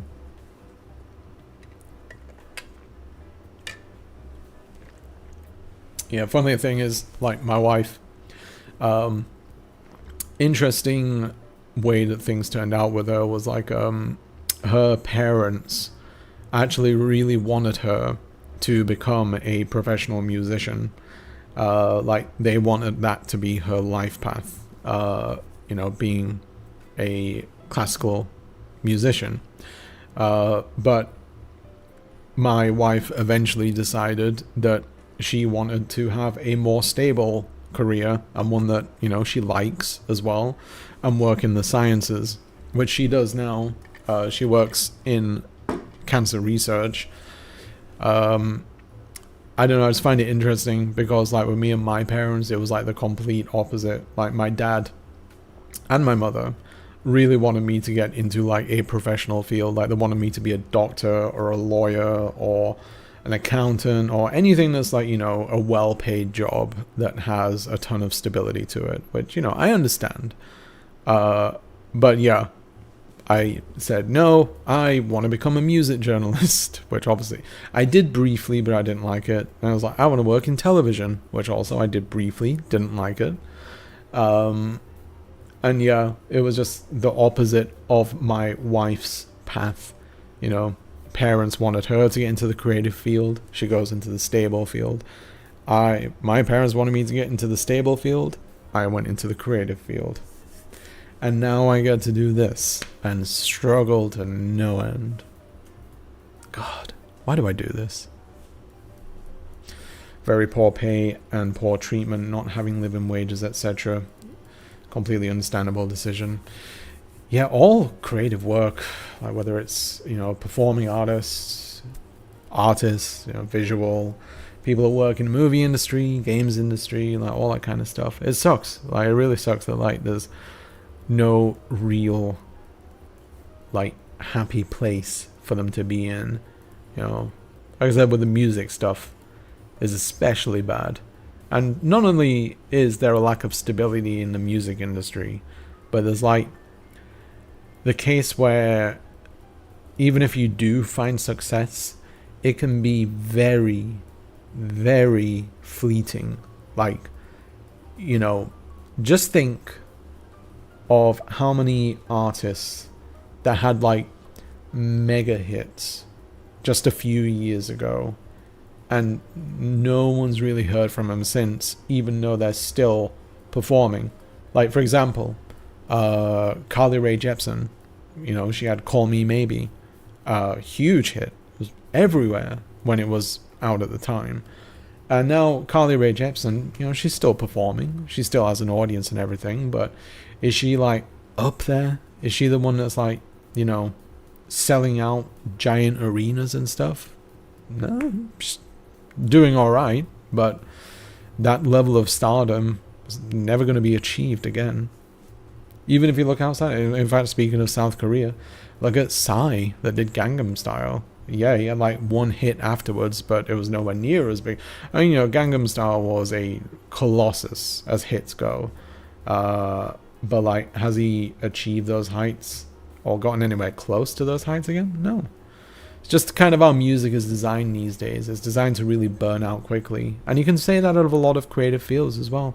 I feel that about myself sometimes, you know. I had a really great moment going on with YouTube where like the views were coming in and, you know, I had a growing audience and everything. And then just suddenly it was just like the door slammed on it. And then it just turns into a trickle. And some people are lucky. They manage to keep that momentum going for years. Me, not so much. I'd like to restore that momentum. Every single time I release a new video, I think to myself, like, hopefully this will be the one that gets the faucet flowing again. But it's hard to say, really. It's a fickle world. And unfortunately, we're very fickle towards our creatives. Even though it shouldn't be the case. Lamau, I'm a comic artist. Yes, Birdie understands the struggle very well. A friend of mine from school got PTSD from ballet. Oh god. Glad she got out of there. Yeah, I did have a friend in the past who was a ballerina, and she ended up quitting when I think she was like in her early 20s when she quit. I think her reason though was that like her body shape was changing too much. Like, I think her bust got too large for it because, I mean, that's how she explained it anyway. Like, she said that basically her boobs were too big for it now, and it was hurting her back too much. But yeah, it was, she shared some stories, and yeah, it didn't sound like a very easy at all place to be. And she wanted to be a professional too, but yeah, she ended up giving up on it. Don't know what she's doing now. I hope she's alright. She was a super nice person. I hope she's okay too, yeah. But yeah, considering how grueling ballet can be, it's definitely a disparity between the kind of success one can get from doing something like that versus the amount of effort that they have to put into it. Because, you know, in the world of ballet, I guess there's not really many massive names out there. The only one that comes to my mind is Baryshnikov. Here's a comment to feed the algorithm and help subsidize your feline medical debt. Well, thank you very much, at Captain Dumbvulgus. How are you doing? Nice to have you here. Yeah, it's stupid to say, and I always feel dumb asking for likes and subscribes and all that kind of stuff, and comments, but that stuff legitimately does help. Like, even if you leave a comment saying something like, leaving a comment for the algorithm, it works. I mean, you need a lot to get it going, but yeah. So yeah, if anyone asks you for comments, if anyone asks you for likes, if you want to, you know, give them a little bit of support, it does help them out. Gautier, someone that I used to know. Yeah, exactly. That's a big one there. Yeah, like that song, another Colossus. But where's Gautier now? He might be doing all right, but he's not on that level of success. And don't get me wrong, you know, obviously maintaining that level of success is nigh on impossible. It very rarely happens, but the success of that versus what they became afterwards is fascinating. It's like almost unthinkable that someone can go from that to obscurity without intending to be obscure. I keep rubbing my nose a lot because I'm itchy, but it looks like I have a coke habit. Does not look only, you must chase the algorithm now, it seems, yeah. Well, that's the thing when it comes to like YouTube's algorithm and whatnot, and even algorithms on places like Spotify and pretty much any site that relies on them. Like, I don't believe in luck. Like, you know, I think luck is a concept that humans came up with to rationalize the chaos of the universe. You know, things just happen, they're inexplicable, and we need a reason to figure out why they happened. And a lot of people attribute it to luck, which, you know, is perfectly fine if you want to do that. Personally, I don't subscribe to that idea, but the algorithm is about as closest to a tangible approximation of luck that has ever been created. Like, there are so many creators on this platform who make extraordinarily good content, and they get like 20 views for a video or something like that. Like, they put their heart and soul into it. They're genuinely talented. They're technically proficient with like video editing and whatnot, but they'll just like never get seen. And that's just because the algorithm works. We like to put out this idea that if you make something that's quality, then it will instinctually find its audience in time. That's not true, because as we've seen, the complete opposite is true. Like, there's some people out there who are like making terrible content, stuff that doesn't require like any talent, and they still get found throughout it. It's, yeah, like the fact that you get found, I mean, I'll say it for myself as well. The fact that my channel ended up getting some traction, that's luck. Like, that is algorithm luck right there. Like, just one day I made a video and YouTube's algorithm decided, let's put this in front of some people. Let's put it on their front screens. And because people saw it from there, because, you know, the title was catchy enough, the thumbnail was visually appealing enough, it started getting people watching. And then as that started growing, people see the view count on it and they think like, oh, well, a lot of people are watching this, so maybe I'll give it a watch too. Clearly there's something to this video that I keep seeing for some reason. And then after a bit, you know, once YouTube's algorithm is basically done with you, that's the point where it's like, okay, we're not going to put you on people's front pages anymore. You've had enough at this point. Although we at YouTube, we love our small creators, so we'll tell you over and over again how your content is important to us and we really want to help you. But in the meantime, here's this Mr. Beast video that you might be interested in. What's that? 200 million views? Yes, sir, Mr. Beast. We'll do whatever you want. Fucking Mr. Beast. It's probably super frustrating to put that much effort into a video and see other wish haul videos with minimal effort do so well. It is heartbreaking. Yeah, so that's the thing. I'm going to get a little bit personal here now, but I have, you know, this isn't necessarily unique, but I've had like psychological struggles when it comes to dealing with failure and disappointment.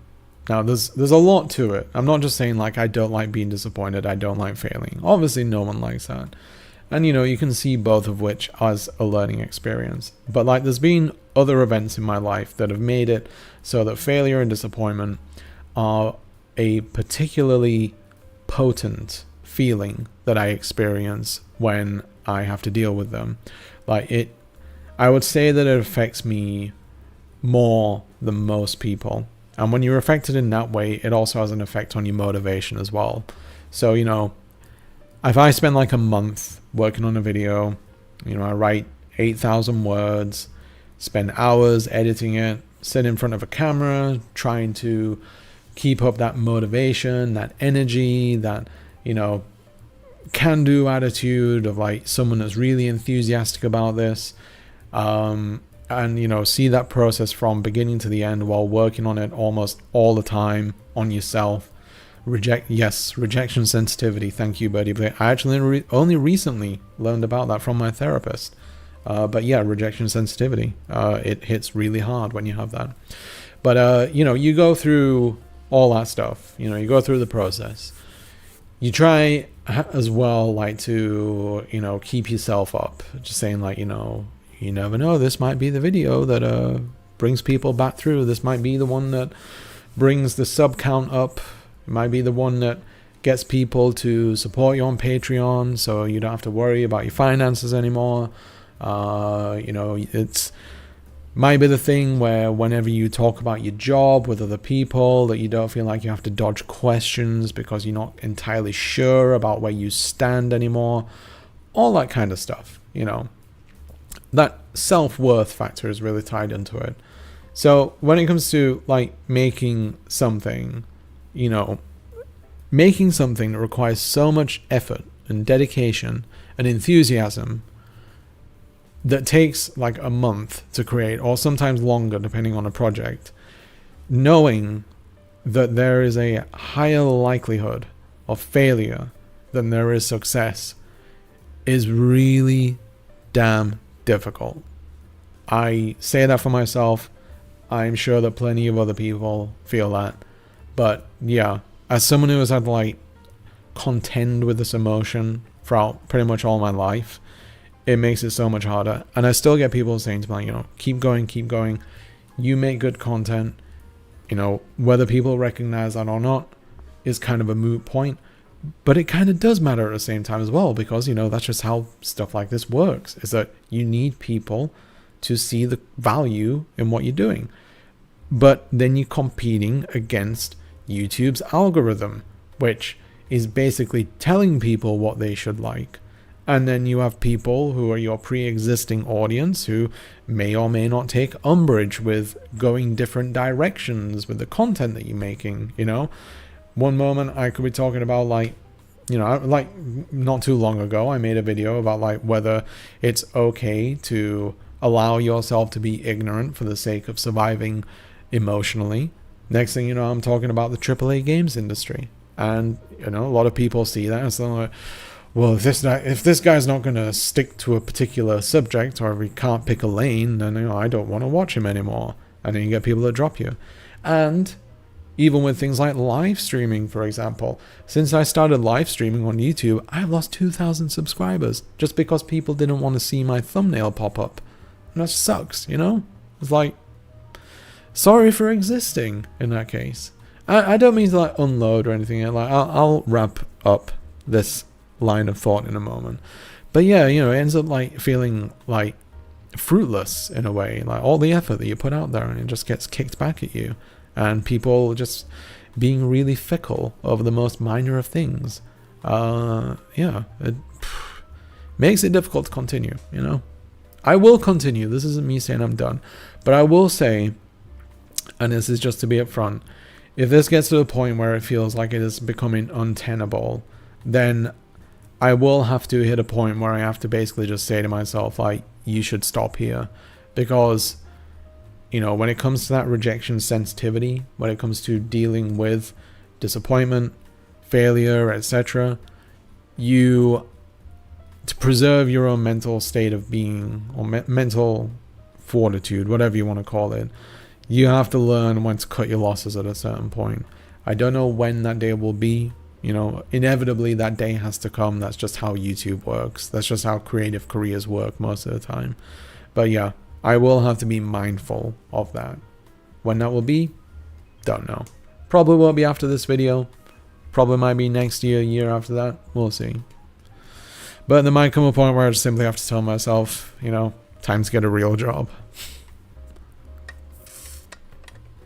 Anyway, so sorry for dumping all that stuff. Like, I don't mean to be a downer or anything. I really do just want to have fun with these streams, but I'm also someone that is radically forward with how I share my feelings and everything. So I'm great at parties, as you can imagine. Fear of failure is a common obstruction for people, in my opinion, and Mr. Beast is the sole reason I never started taking YouTube seriously. Yeah, Mr. Beast is an interesting case study because, like, he is a man that started out doing YouTube with the sole intention of becoming massive, and his dream absolutely came true. And he's oddly fascinating, that guy. Apparently he's awful to work with, and he's done weird things, like he basically bought out a neighborhood of houses for his employees to live in, which I don't know how the fuck that works. Like, if you end up getting fired or if you quit, like, do you just take your house away too? But yeah, interesting case study. And generally when people say, like, if you want to do YouTube videos, don't do it with the intention of becoming huge. But clearly it worked out for him. But that success, that's like, his level of success is like, the odds of getting that successful on YouTube are like lower than winning the lottery. Like, way lower than winning the lottery. You will be safer playing the lottery than you would be trying to get that level of success on YouTube. It looks lucky from the outside, but if the exact inner mechanism of the algorithm were public, it probably would look a lot less random and more comprehensible. It might be, but at the same time, like, even YouTube themselves, like, people engineers at YouTube have even said they don't fully understand how the algorithm works, which is, like, you know, a tacit admission that it might not be a good thing. But at the same time, they say, we don't understand how it works, but we know that it works. And it's like, but does it though? You know? Or rejection sensitive dysphoria, but I already have enough of those kinds of dysphoria, so I'll use the other name. That's fine. Rejection sensitivity is a nice name, I think. Although I'm sure some people would hear rejection sensitivity and they'd just say something like, oh, so you just mean you're a little bitch? Or you just don't like getting rejected when you ask people out for dates? I wouldn't know. I've never asked anyone out on a date. I wonder why. Yeah, fun fact, I've never asked anyone out on a date. I've always been the one that gets asked, just because I was afraid of being rejected. And thank God those people asked you. Thank God my wife ended up asking me too. Otherwise, you know, where the fuck would I be now?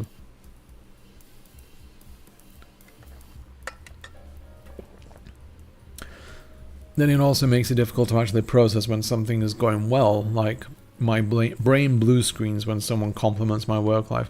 That's true, yeah. Yeah, it's hard to, like, understand. I guess, I don't know if that falls into the field of imposter syndrome or something, but yeah, it does become a little baffling. I just, like, everything's going well. What is the problem here? It's like, no problem, you're doing well. Like, we'll see about that. It's really great. Your content is so diverse. I like hearing your thoughts about all kinds of things. Games, good TV, culture, phenomena. It's great. Well, thank you. Yeah, I like, you know, I do hope that people like that diversity. Because, I mean, from my own personal perspective, when it comes to, like, content that I consume, if I stick with a channel, like a video essayist that just kind of covers the same things over and over again, I get a little bored with that. And, you know, that might be my ADHD brain at work, but, like, yeah, you can end up in a position where you just think to yourself, like, you know, haven't we spoken about this already? And it just gets a little bit tiring. Like Like, for example, like, how can I put it? What was it? It's completely slipped my mind. I probably need to eat soon. But there's been like a few topics which like people have like covered ad nauseum on YouTube, like video essayists have spoken about over and over again. Like there's just some subjects which people keep returning to over and over again. And I feel like there's just no need for it. And I know what they're doing. Like, yes, they might be interested in a certain thing, but they could also be mining the algorithm for trends just because they just want to get on top of that. But, you know, I've done so in the past myself. Like, I've capitalized on trends of things that were a hot topic right now. But I've also found that on those occasions, like, if I've spoken about these things, I end up being, like, painfully bored because it's like, I'm not really into talking about this. I'm just trying to get some algorithm juice or whatever you want to call it. But yeah, people retreading those old territories, the same worn out territory. Like that's when I end up getting bored in watching someone's channel. Just I'm just like, you know, do we need to keep talking about this? You know, there's so much other shit going on. Maybe I'm too picky. Unfortunately, sunk cost fallacy is a real thing. It definitely is, yeah. And I do wonder whether I might be falling into that trap myself at times. Hopefully I'm not, but we'll see. That's the thing. YouTube and many other creative things can be swings and roundabouts. Like one day you could be doing incredible, one day you could be in the dirt, and then the next day you could be picked out of the dirt and being pulled to greater heights than you ever were before. It's just the nature of the beast. Did she propose to? No, she didn't propose. No, I had to go out of the way for that. You know, my foot was in the door at that point, so I decided to do that. I proposed to her. This is a little mushy, but I proposed to her on my second visit to the US. You know, we knew marriage was on the cards at that point. We'd known each other for almost 2 years at that point. I came for my second visit to the US to see her. And when we went to the baggage claim, or we went just past the baggage claim at the airport, and I went to the spot where we first met in person at the airport, and I did the classic, oh, I need to tie my shoelaces thing. Went down on my knee, pulled out the ring, proposed. Luckily, there wasn't like a lot of people around or anything to make a big deal of it, because I really do not like public, like really public marriage proposals, because I think it puts the other person on the spot. So there was like no one around as I did this, so it was perfect, really. You know, a good amount of, you know, romantic connotations behind it, but not so much that it would put her in the spot or anything. And of course she said yes.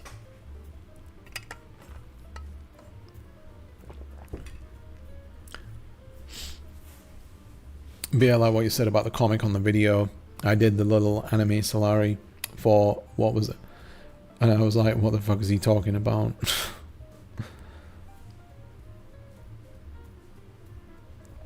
Mr. Beast is a new PewDiePie, apparently. I mean, he's like ascended PewDiePie at this point.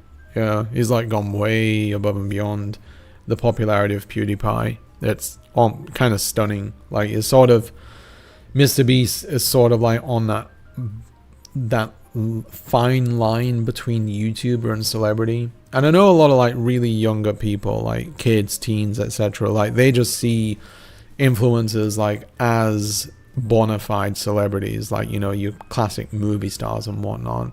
But, you know, for the rest of the world, Mr. Beast is sort of like skating that line where it's like, is this person just a YouTuber, or are they actually, you know, a proper celebrity?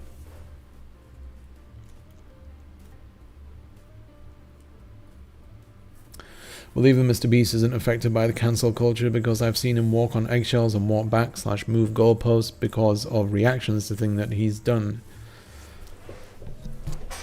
Yeah, like, you know, with stuff like getting cancelled and stuff, like, I don't know why people end up being afraid of it, because, like, if you're a big enough influencer, you can get away with a lot of shit. Like, there's so many people out there that have done very cancelable stuff, and they just get along with life fine. Like, yeah, there's plenty of like streamers, YouTubers, etc.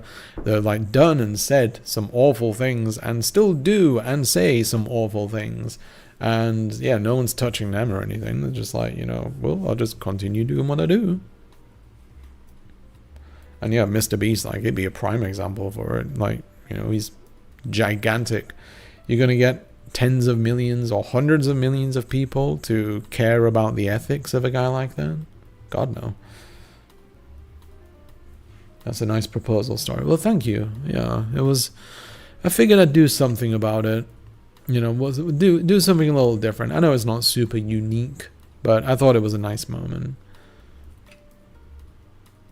But yeah, if you're not married, or if you are, well, obviously if you're not married, but if you're not married and you ever want to propose to someone, don't do the really public proposal or anything like that. Because I know a lot of people really like that idea of, like, proposing at like a concert or proposing in any kind of venue where there's a bunch of people around to see it. Don't do that. Just because, like I said, it puts the person you're proposing to in an awful spot where they feel like they're obligated to say yes. And way too many people do that. And I always, and this is probably really shitty to say, but I always appreciate it when the person says no.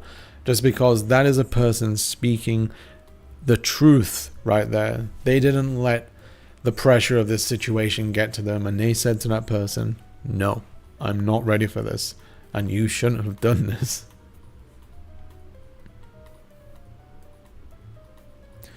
But regardless, he's set for life. I just don't think he really cares. It just interferes with his continued rise to whatever his end goal is. Who knows what the end of Mr. Beast is. End game of Mr. Beast is. Just like any wealthy person, I don't think there is an end game. I think it's just amass audience, power, wealth, etc. Yeah, it's just that kind of mindset people get stuck into. It's never going to be enough, and that will be the case of Mr. Beast, which, if/when, and it's more than likely a when, his career starts petering out, I don't know how we'll take something like that. But he also probably has a shitload of financial interests, like, investments, stocks, etc. that anyway, he's set for life regardless. Like, he has so much money that he never has to lift a finger again. Me and my fiance agreed that we want to get married, and then I did an official proposal a month later. Oh, wonderful. Yeah, it's good to both be on board with the idea. Talking about it is good. Putting it out there like, hey, what do you think about marriage? And both having the agreement of saying like, yes, let's get married. I'm going to propose to you, but not right now. So yeah, having that laid out is good. I always think that like proposals without prior agreements is a pretty damn bad idea. Because you're both setting yourself up for hurt in those cases. My money's on corporation pumping more revenue that they can't afford to pay to try and get their messages, to try to get people to buy their stuff, which they don't have money to do. Capitalism is fun.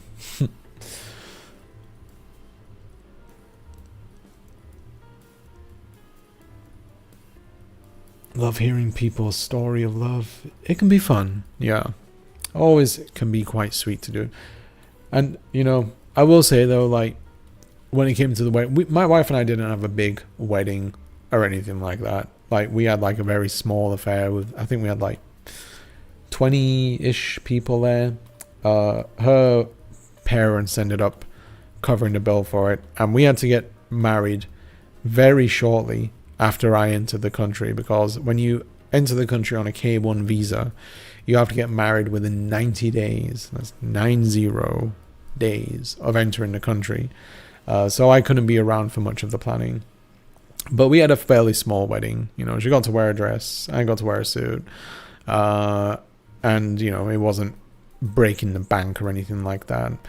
But I still wish, like, in retrospect, though, that we could have just, like, gone down to City Hall and got married that way, just because, I don't know, it's a weird thing, because it's like, I can do this right now and speak to people that, you know, I don't even know or know vaguely.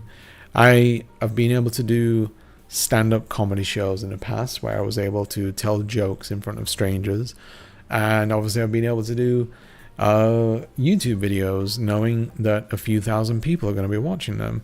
But for some reason, being in front of friends and family in a wedding venue was like the most nerve-wracking experience in my life. And it wasn't because I wasn't sure about marrying my wife. Like, I was 100% set on that one. I had no doubts or anything. I didn't get cold feet. But yeah, being in front of that, in that scenario, like, marriage in general, like, it's a bit of a iffy institution, even though it's obviously different from what it used to be about. But yeah, as an institution, marriage isn't great.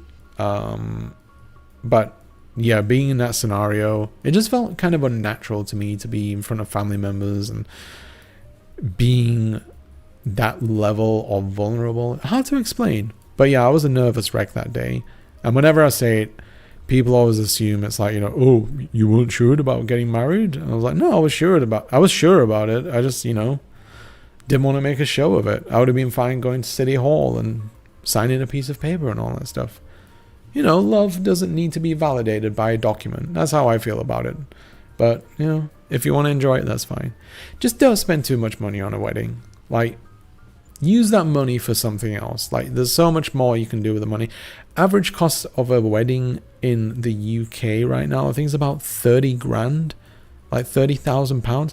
Think of what you could do with £30,000 instead of spending it on one day of your life. One day of your life, which also turns out to be one of the most stressful days of your life too. We've been engaged for almost 2 years. Planning a wedding is a lot. Oh, yeah. Just try and keep it simple, you know. That's my advice as someone who's been through it. Yeah, the more you complicate it, the more you try to put into it, the more risk there is of things potentially going wrong. So you just got to mitigate wherever you can. I have an email. I don't bother with relationships anymore, being ace, but I love the stories. Yeah, you know, everyone can enjoy a good love story, or even relationship stories, so long as they're well told and so long as they're actually interesting.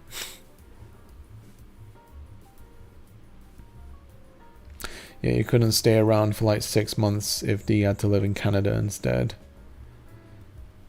You couldn't stay around? Well, without the visa, a traveler's visa allows you to stay in America for 90 days. So yeah, if you get the basic standard travel visa, which you have to get if you travel into the US, you get 90 days. So with the K1 visa, I had to enter, and as soon as I enter the US, it activates. Then the clock starts. You got to get married within 90 days at that time. So much of the arranging I wasn't in the country for. My wife and her mother did it. But, you know, I was fine. You know, I was fine going along with their vision, really. I made the wedding website, which was full of my style of jokes. You can probably guess what that means. And my mother-in-law did not like that. I loved it. My wife loved it. We loved it. And, you know, we were the ones getting married. So it should be it should be us that matters in this situation. But my mother-in-law, yeah, she did not like it. And said, you need to take it more seriously. I was like, fuck being serious. Like, you know, this is bullshit. Like, just have fun with it, you know? Are we not supposed to have fun with weddings? Because I thought weddings were supposed to be fun.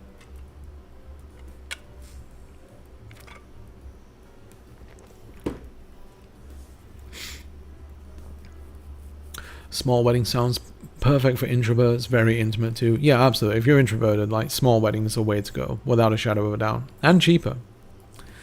We just chose not to get married at all. Yeah, cohabiting is great. like, you know, like I said, you shouldn't need paper to validate your relationship. Main reason I got married is, one, it really helped with a green card, because outside of that, getting a green card for the US is really fucking difficult. And two, it's something that my wife wanted, and you know, if it's what she wanted, I'm perfectly fine with that. It doesn't really make a big difference to me. You know, institution of marriage, I have my grievances with it. I think it's very outdated. I think it's sexist. I think that the industry that exists around marriage these days is also sexist and designed to exploit women emotionally. So I have my issues with it. But, you know, when you love someone, you have to make sacrifices. And, you know, saying to someone all these reasons why you don't want to get married, or why marriage is a bad thing, doesn't help anyone really. It's worth just giving up that little thing. It wasn't that big of a deal to me that I'd be willing to say, no, I'm not getting married because blah, blah, blah, all that kind of stuff. That would just be petty at that point. You think Patreon will be replaced by another platform that isn't influenced by messages or the willingness to cancel people on behalf of others? I wonder what the platform will be like. Crypto, maybe. I doubt it will be crypto. Crypto is becoming far too... well, I mean, it always has been way too unstable to rely on as a platform for payment for people. You know, if you use crypto, then what a creator is earning one month could be drastically different from the next month. I don't know. Like, Patreon, I don't think is on its way out necessarily, but I am surprised there aren't more options out there for monthly donations to creators. And I don't know what that would look like either, other than a site that doesn't take as much of a share when it comes to earnings. But honestly, Patreon isn't that bad when it comes to how much they take. It's not a gigantic cut, because a lot of people think that they take a lot, but they really don't take that much. But, you know, I would always be open to seeing what other competition will be out there, other ideas. And of course, you know, there's one-time donation things as well, like Coffee, which is like Kofi, Buy Me a Coffee as well. Yeah, they allow for like one-time donation things, and those are great. In fact, if you ever want to offer a one-time donation, God, I feel cheap asking for that. But yes, if you ever want to send a one-time donation, I have a Coffee that you can send it to. Thank you. What I'm struggling with is keeping it secret from my extended family because I don't want it to be big, and if my grandma finds out she's not invited, it will be hell. I get that, yeah. We had a similar issue when my wife and I were getting married. She really didn't want her aunt and uncle and grandfather to be involved because that side of the family was really shitty. They inevitably ended up coming to the wedding because we were like, okay, I guess we have to invite them anyway, because otherwise if they find out, they'll play hell. They came to the wedding and they were giant arseholes, and I regret letting them into that I regret inviting them entirely. They left just before the cake cutting, and then the day after our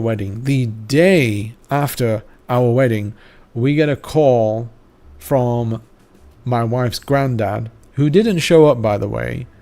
The aunt and uncle showed up, and they're like awful people, like selfish, awful people that make it all about themselves, and they tried to make the wedding all about themselves. And the next day, the granddad, who didn't show up, calls up and screams down the phone at my mother-in-law, which, you know, is her father, screams at my mother-in-law saying, how could you put them in such a terrible seating position? They couldn't see anything. They should have been at the table with the bride and groom. Like, this is, like I said, it's the day after the wedding. You're calling up someone to scream at them about where a family member sat. Really shitty. We haven't seen them since that day. Because that was the point of like, fuck you people. You're terrible people.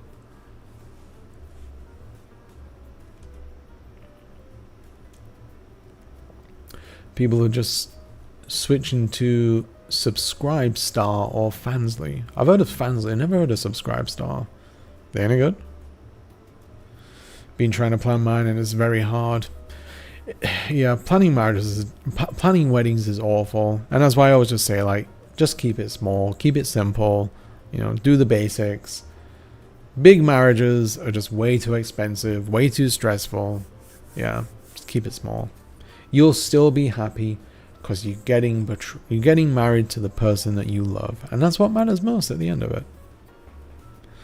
Well, hopefully all these new people we have coming in will give us new eyes for the algorithm, potentially new revenue sources for donations. Fingers crossed, yeah. It always is helpful. Sounds like you feel that people have higher expectations of you just because you are marrying. I mean, in a way, yeah, that is kind of true. Yeah, like people expect something of you and your wedding as well. And you know, as someone who doesn't like going to weddings, I felt like the pressure of my wedding feeling boring to people. So I was like, I don't want this day to suck as much as, you know, I don't want this day to suck so much that it feels like any other wedding that I've been to. Like, I remember I went to my brother's wedding. That wedding was fucking awful. Like, I hated every second of it. It was so boring. The food was terrible, and that was a big wedding too. Like, that had a lot of people there, and I was, more than anything, I was amazed that this many people actually like my brother, because I don't like my brother. I think he's a prick.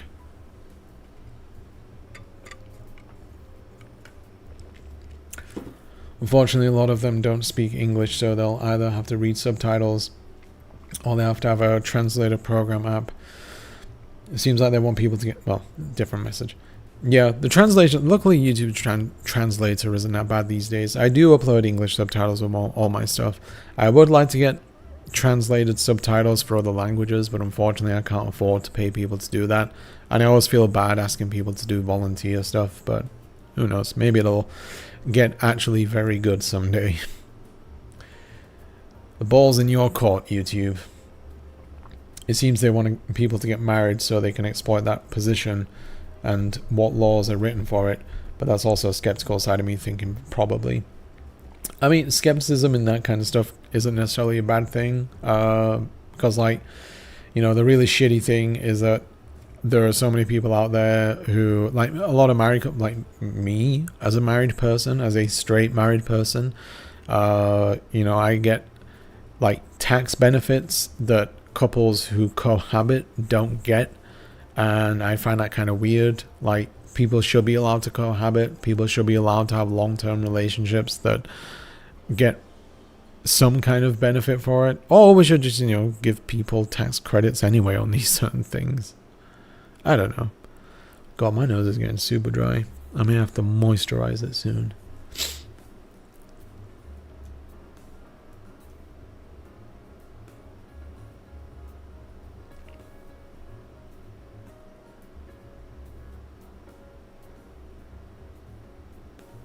Alright.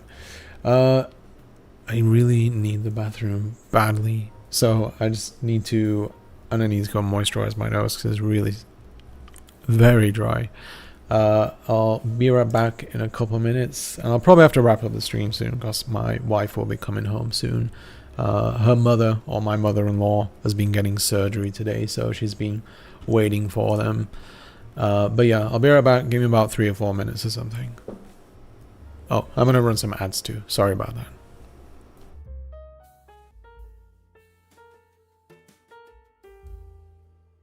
Alright. So, contrary to what that message said on there, the Camus wasn't getting his medication this time around. Lucky him. He's just sleeping. Okay. But yeah, my mother-in-law, yeah, she's gonna say she had like a tumor on a thyroid. It wasn't a dangerous tumor or anything like that.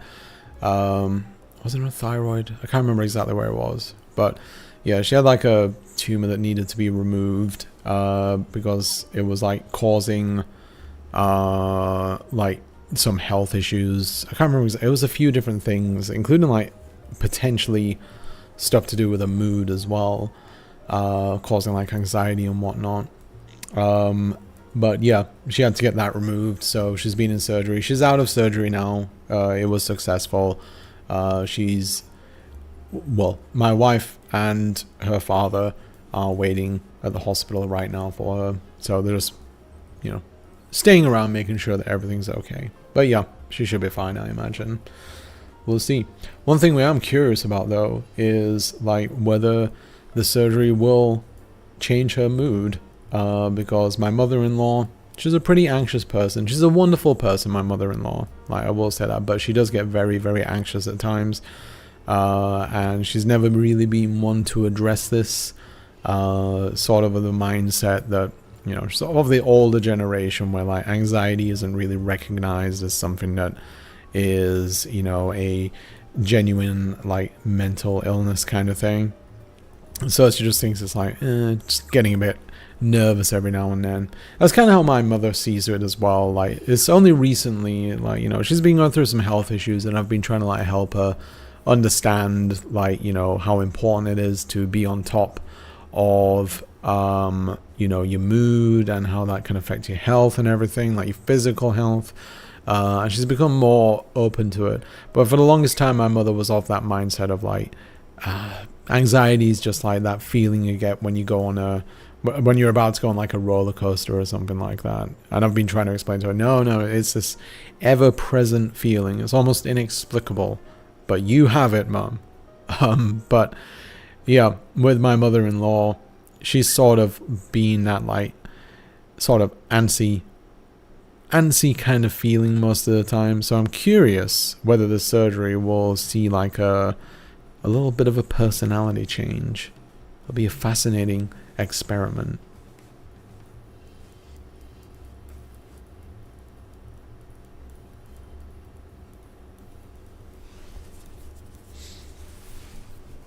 As long as you're not mean, any comment is considered constructive conversation algorithm food, according to the spiffing Brit.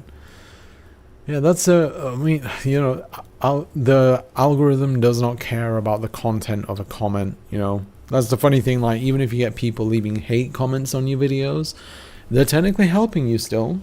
So, you know, sometimes, as silly as it might seem, sometimes it can be helpful to agitate people when you're making a video, because if you make someone so angry that they leave a comment, you can make it so that they're ultimately helping you. And just to be clear, I don't go out of my way to do that. In fact, if you've seen some of my videos when I'm talking about something a bit more controversial, you'll see that I even try to, you know, back myself up a bit, just saying like, you know, don't get upset about this. I'm not trying to make you angry.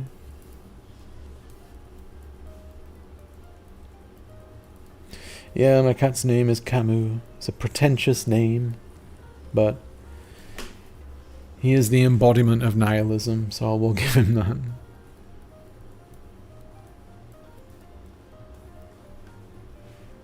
My mum likes to think my autism and ADHD came from my father's side, but all my mannerisms come from her. So I'm looking at her like, yeah, that's another weird thing as well. Like, similar to me, like my dad has, like, you know, like many older people, like, you know, like if you know about mental health things and you can see, like, you know, certain signs in yourself that you see in them, you can like talk about it with them, but they might not accept it as that. So, like, you know, I'm someone that has like dealt with depression quite a bit throughout my life. I recognize the sign of depression in myself and in other people.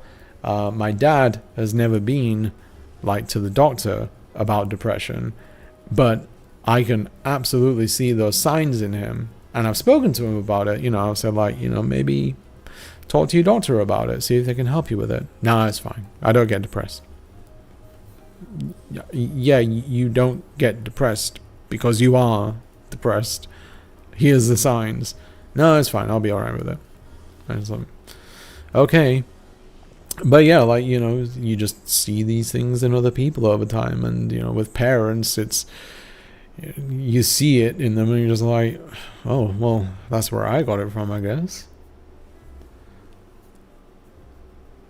You can say your cat's name is an absurd name. Yes, it is absurd. He is an absurd being.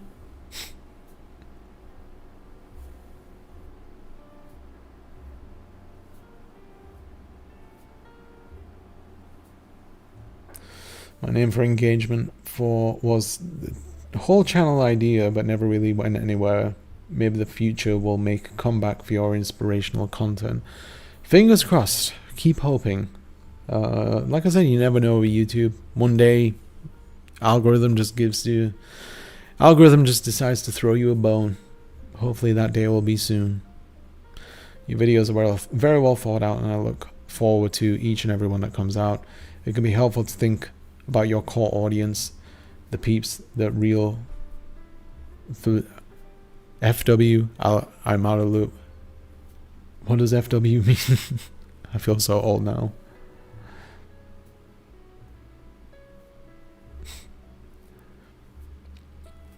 Well, I think I need to start wrapping up actually, because I'm getting quite a bit of neck ache from twisting my neck too much. I should really be looking on this screen rather than not. But yeah, tell you what, I'm gonna wrap it up actually, because I gotta make dinner soon because I'm starving. But fuck with you. Thank you for explaining to me an initialism I didn't know. I learned something new today. I'm back but cannot hear what's happening. Someone else can say it in chat, I guess. Let's see if I can communicate with hands. What's the term? Wrapping? I'm wrapping up.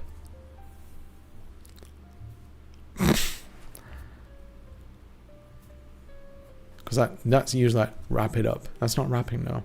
I'm wrapping up. I don't know. But yeah, so the time for the end music. Thank you very much for watching, everyone. I much appreciate your company. It is always a pleasure to have you here. Oh, I need to stop the other music too. Sorry for the technical issues with the stream. I will look into them before I start doing the next time. But yeah, look out for the video. It's coming out this Friday, probably around 12 p.m. EDT. So, you know, translate that to your time zone. But yeah, thank you very much once again, people. Always thoroughly enjoy your company. Take care of yourselves. Enjoy the rest of your week. Join the Discord if you haven't already. And I will see you next time. Take care, folks. I'll repeat that. Take care, folks. I don't know why I pronounced it that weird way. Anyway, the moment's gone. Thank you very much for watching. Take care.